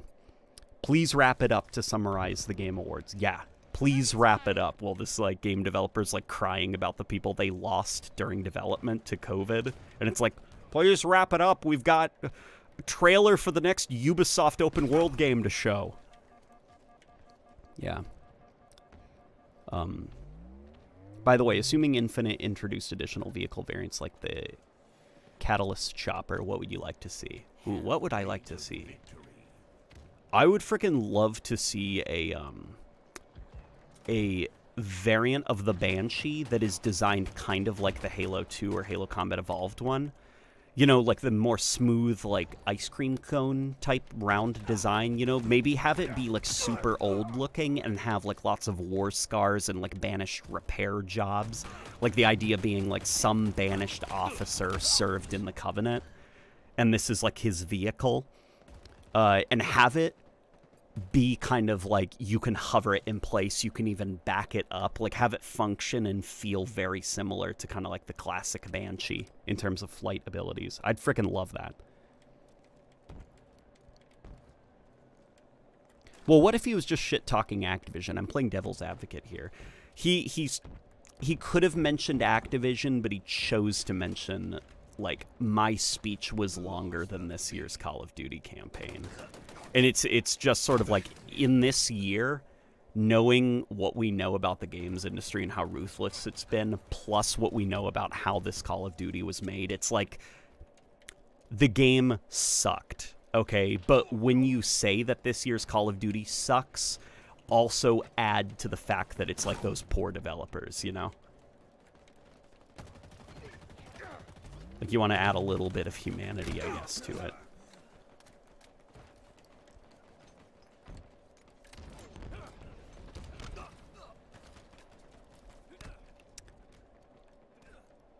Did he know about people who lost their jobs at Call of Duty? I mean, he's a voice actor.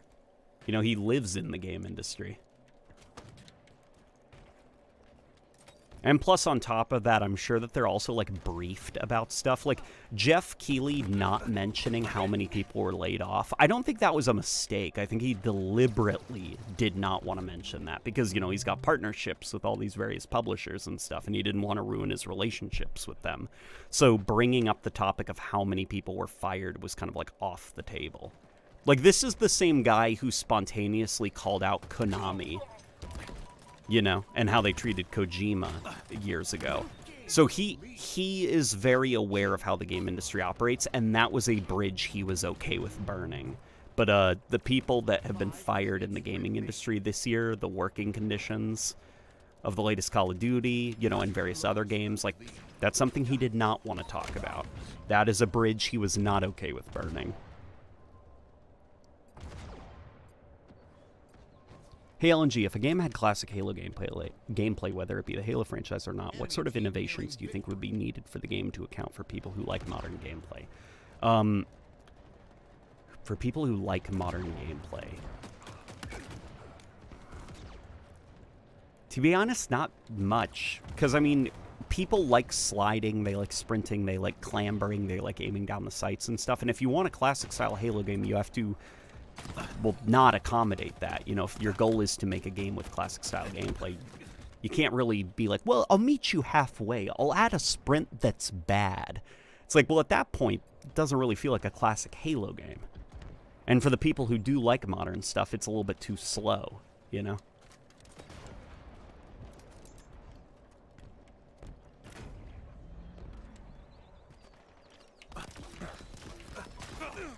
So I think the best thing to do in that situation is just, you know, just don't accommodate. Make a game that's true to itself.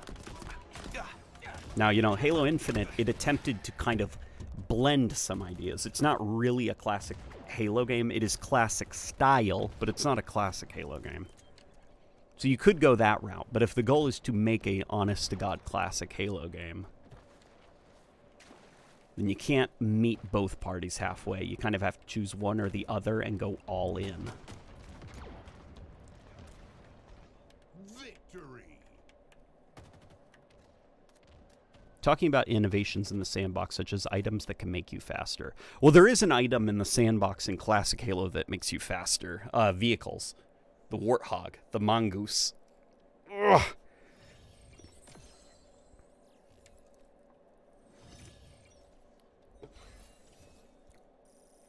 All right, there we go.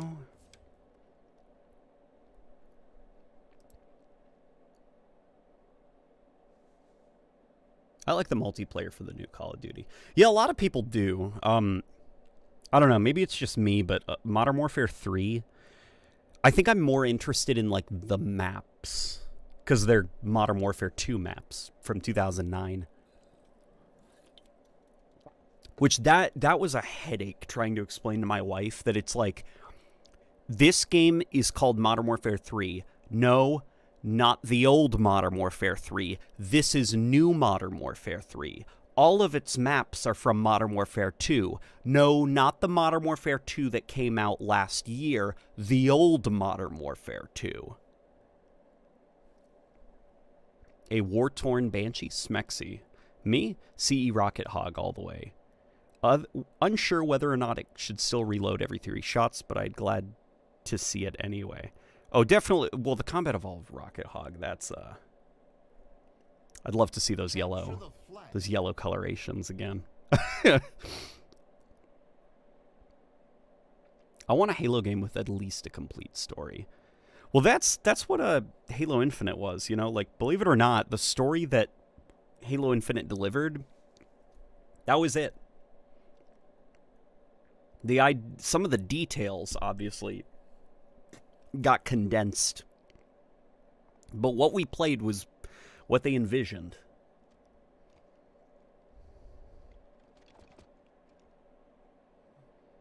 Yeah, Rebecca remembers. Gosh, Call of Duty is in such a weird spot now.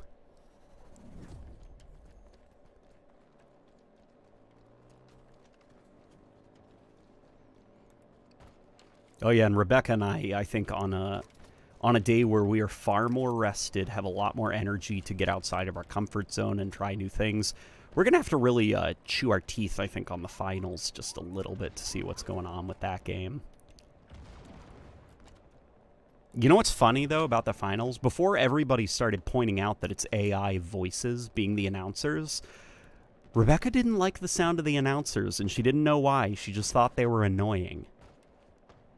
So Rebecca, her brain noticed something was off about those announcers. Enemy flag returned.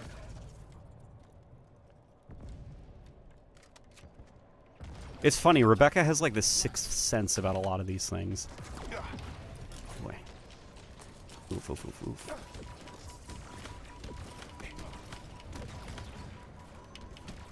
There we go, we got the Wraith. Thank God.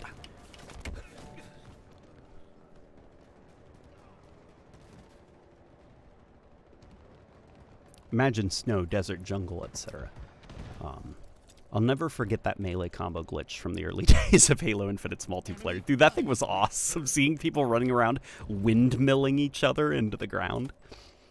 I hate seeing the multiplayer maps and being like, what could have been with the campaign. Yeah, that is my my biggest issue, I guess, with the campaign. It was like they were kind of banking on their dynamic weather system providing the visual variety, but then of course the dynamic weather system was delayed and then eventually just cut entirely, and so all that's kind of left is like the same kind of like you know,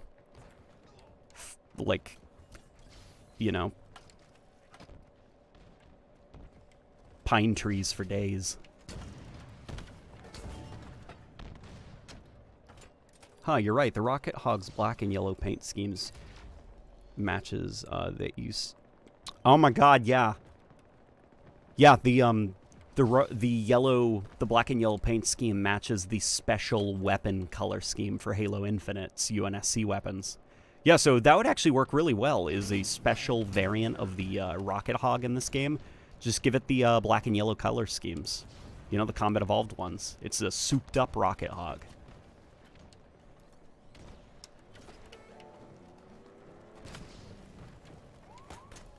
Come on, this is our Rocket Hog now. Did you see that collaborative effort? That was awesome.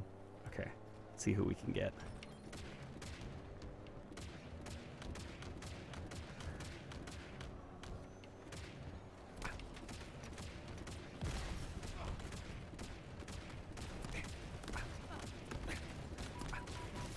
Oh boy.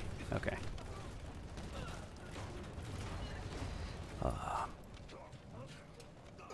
I beat the entire Halo 2 last Sunday with the anniversary graphics, and it's the last game I needed to complete of Halo, but it is no longer my second least favorite Halo campaign. Oh, so you found some things that you like about it.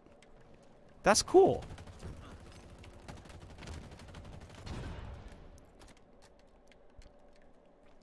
Why does the chopper not destroy... By the way, does the chopper not destroy vehicles still? No, the chopper destroys vehicles. All you have to do is ram into the vehicles. I feel like the subreddit does Escherum dirty. Dude, the Halo subreddit, like, they have... man. I don't want to go off. I don't want to go off because I don't want to end up on the Halo subreddit. Which sometimes happens, but I'll just say there is no nuance on the Halo subreddit. It's an obnoxious circle jerk. So I try to not go on the Halo subreddit very often because it's just Bungie games bad, Halo 5 good, or 343 games bad, Bungie only good, Halo dead, and it's just like people arguing and bickering and like nobody. Like, yeah, there's no nuance. It's everybody is on extreme ends of the spectrum. It's just not interesting.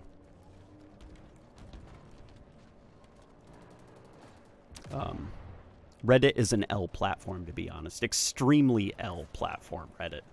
It is great with, like, specific groups.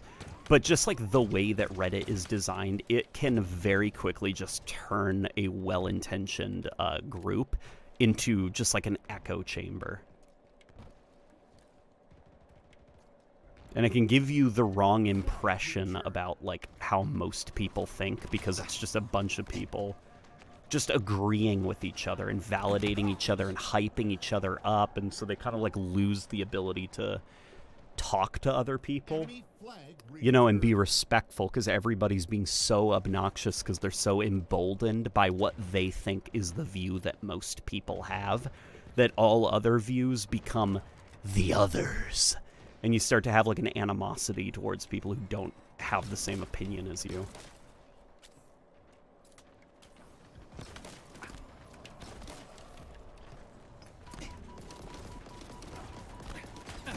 Damn it. Okay.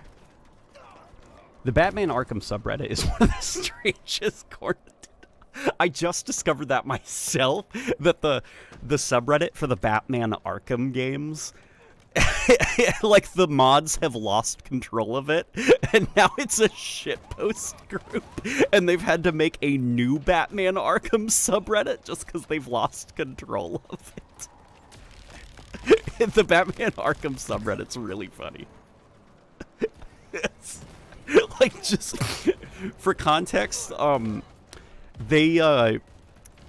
Batman Arkham subreddit, they do this like I'm not sure how it started, but they take Batman and they remove his bat symbol and cut off his bat ears and just call him man. They're like, guys, is man stupid? It'll just be like Batman awkwardly photoshopped on like a bridge about to jump or something. Like, it's just like the most bizarre, dumb nonsense I've ever seen in my life.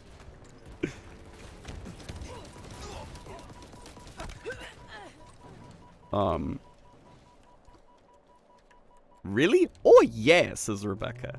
Oh, we've also been following the day before drama, and that is immensely satisfying. That is, the day before has to be, like, one of the best game releases of the year in the new ever-growing Gollum-like genre.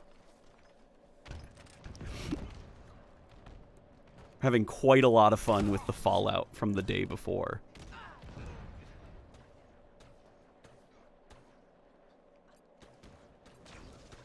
Well, I like Chief's missions more. Halo 2's Arbiter storyline is probably my favorite story thread in all of Halo. His voice when he says, Tartarus, the prophets have betrayed us. Perfect voice acting. Yeah, Halo 2, I think Halo 3 is ultimately the better campaign gameplay-wise and level-wise, but, dude, the story runs laps around the other Halo titles. Halo 2's story, it is so good.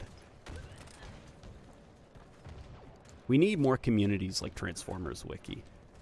Oh, like, Transformers Wiki is pretty good, actually.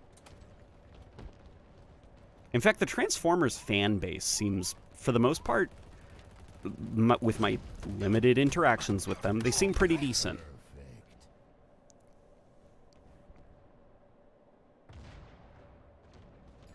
Flag return. Once they realize they're not getting a new game anymore, they just descended into insanity. Oh yeah, the Arkham... Is that what happened? Is that why the Batman Arkham subreddit lost their minds? Just because they realized they're not going to get another Batman game in the Arkham series? And so now they've just kind of like lost the plot and gone feral? That was a lot like the Elden Ring subreddit. Like, Elden Ring was announced. It was like, you know, lots of people very excited about the game, talking about it, and then, like, the years went by, and there was just no Elden Ring news, and, like, that subreddit kind of went feral, and so there was a hot minute where it was, like, deranged. Like, it's just hard to explain how bizarre the Elden Ring subreddit became. Like, to the point that they were, like, harassing Jeff Keighley. Like, Jeff Keighley a while ago posted that email that he got from an Elden Ring fan, and it was just, like, incomprehensible. It was like, oh, the ring, I see it. Jeff, give me the Elden Ring. Oh, it's like, what the hell am I reading, man?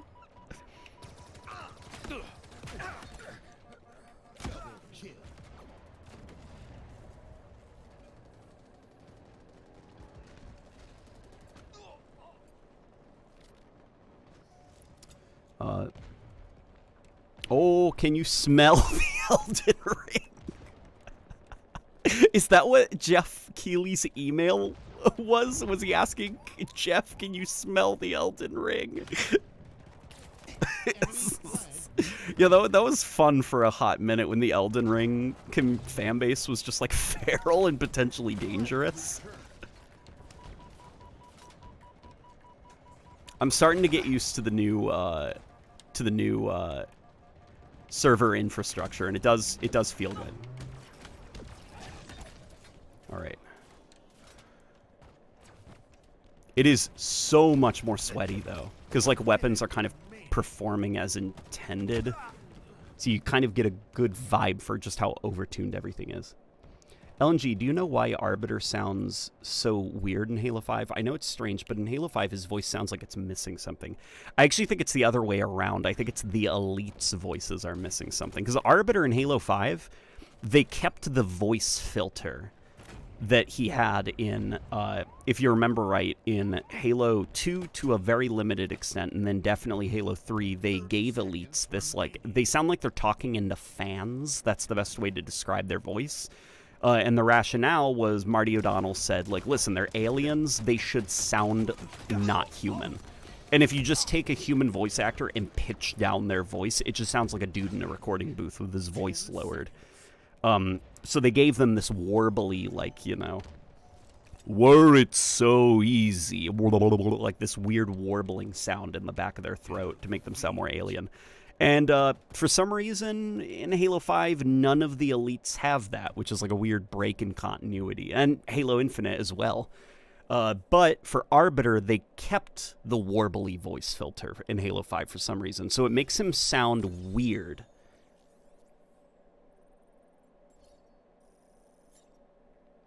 Yeah, it's very weird. I hope that like eventually they do. It's totally like a non-issue, by the way. It is kind of like weird though in Halo 5 that the elites just sound like humans. You know? Like they don't sound like alien creatures making sounds with a vocal cord that evolved on another planet, you know?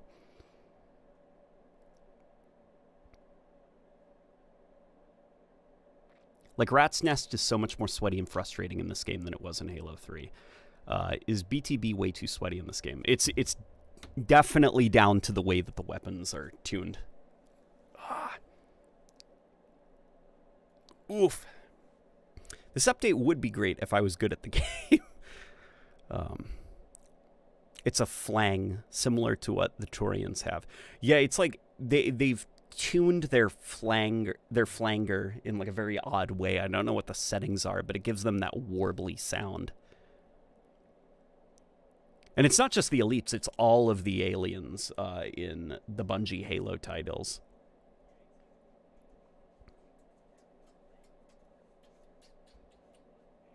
What are everyone's thoughts on the God of War style camera in Halo Infinite? Do you think it was worth it stylistically, or was it just trend chasing? I love you, baby. We will get off after this match. That sound good?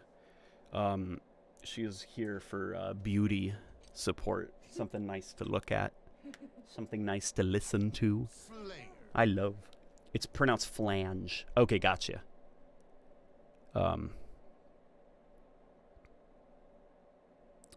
I don't think it was trend chasing because they concepted the one long camera take before God of War 2018 even released. I think it was just kind of like a bunch of different independent people all arrived at the same idea. That's the best way that I can describe it. And definitely talking to the developers, the plan was not to have, like, to not be like, oh, God of War did that, quick guys, let's do that too. Like, they had been talking about it for a while, and they had been testing it internally to see if it would work. And what made them go with the one long camera take was, well, the big criticism of Halo 5 is that the story was really bad and not really character-focused. So they wanted to make a more intimate, character-focused story, and the best way to do that is to have the camera very close up to characters, have scenes be a lot slower.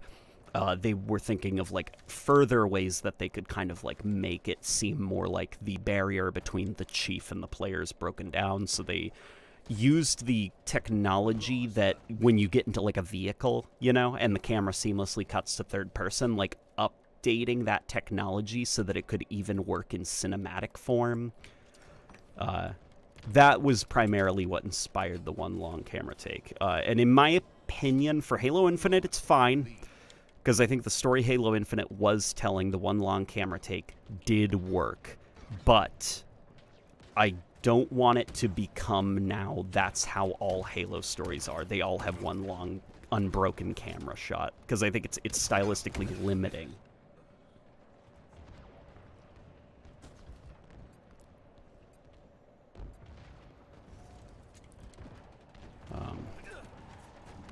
In my opinion, Halo 2 would probably work better if RB and Chief's campaigns were separate storylines that converged, like SA2's Hero, Dark, and Final stories.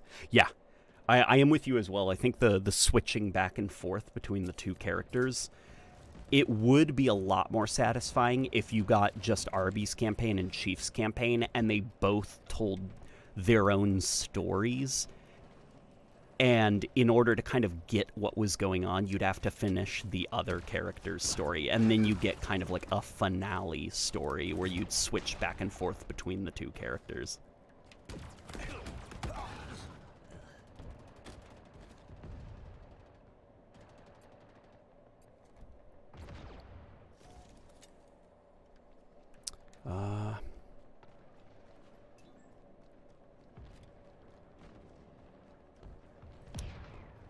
Yeah, but that's Those are my thoughts, at least, on the storytelling stuff. So, Sonic Adventure, but it's Chief and Arby. Yeah, exactly. I finally found you, Faker. Faker, I think you're the fake spotted around here. I'm just picturing Arbiter now quoting Shadow from Sonic Adventure 2. I'm the coolest.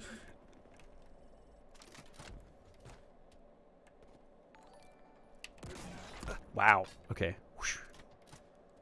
Yeah, the networking model is a lot more accurate. No scope. It didn't give me any break, where before it would give me a break. Alan Wake 2's split protagonists are done like that, dude. I want to play Alan Wake 2 so bad.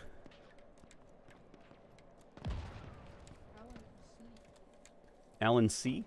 Alan Sleep. Yeah. It's Alan Wake and his evil doppelganger, Albert Sleep.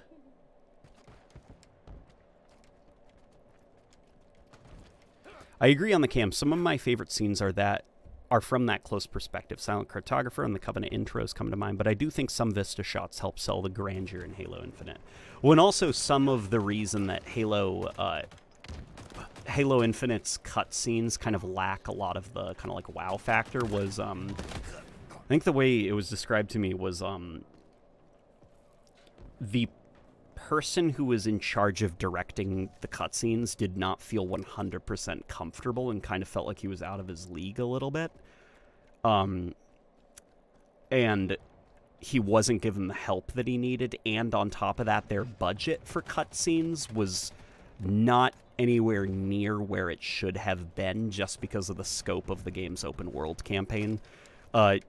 He did want stuff like establishing shots, you know, because a lot of Halo Infinite is just like close-up characters talking in a room with a close-up camera, more characters talking in a room, characters walking around a room. Like, you never know, like, the context of where people are, you know? Because the camera's always so tight and close up to people, and the budget of being able to have like a camera kind of pan across to the open world, show Banished doing their own, like that would have been very expensive to do, and they just did not have the cinematic budget for it.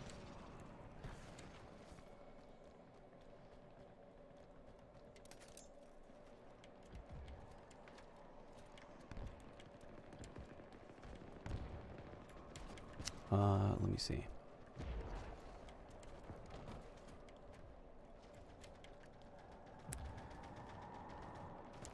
I just got 6,050 in Firefight. I was a gunner and a hog the whole game. Nice, nice. Nice points. Let's see. Now wait, hang on. Okay, then in 2 games, we'll have Arbiter with grunge rock and rollerblades. And it'll have the edgiest marketing ever. Oh, well, Arbiter the Elite. And it'll be like Arbiter with a Glock on the cover.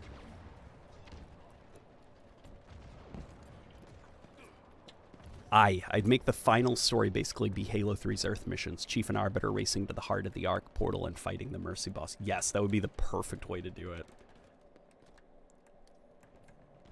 Perfect. I love all of that. Give me a wide shot of Halo Vista and play Ghost of Reach over and over again. Instant 10 out of 10 from IGN. Probably. You're telling me a main Halo game did not have a budget for proper cutscenes. Yes, a main Halo game where it is an open world game running at 60 frames per second on an engine not designed for open world. Being made in half the time frame of most open world games. Yes, believe it or not, they did not have the budget and manpower to also have crazy explosive cutscenes.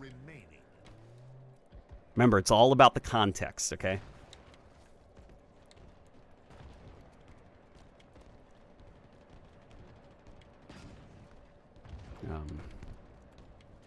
LNG, thoughts on the Dracula Flow video? It's very funny. Dracula Flow? What's Dracula? Yeah, what's Dracula Flow? Am I missing some spicy shenanigans, some wacky hijinks from the internet? don't think anything could top what's been going on with the day before.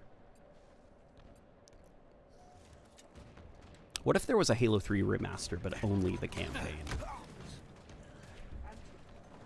Rebecca says add to cart, so I'll probably add to cart as well. Yeah, it would be cool to see some of those Halo character models updated, like new Lord Hood, new Cortana, new Chief, new Arby. I haven't played Alan Wake 1 yet. Should I first play Classic or the remaster? What's people's consensus on Alan Wake? Is the remaster, like, faithful?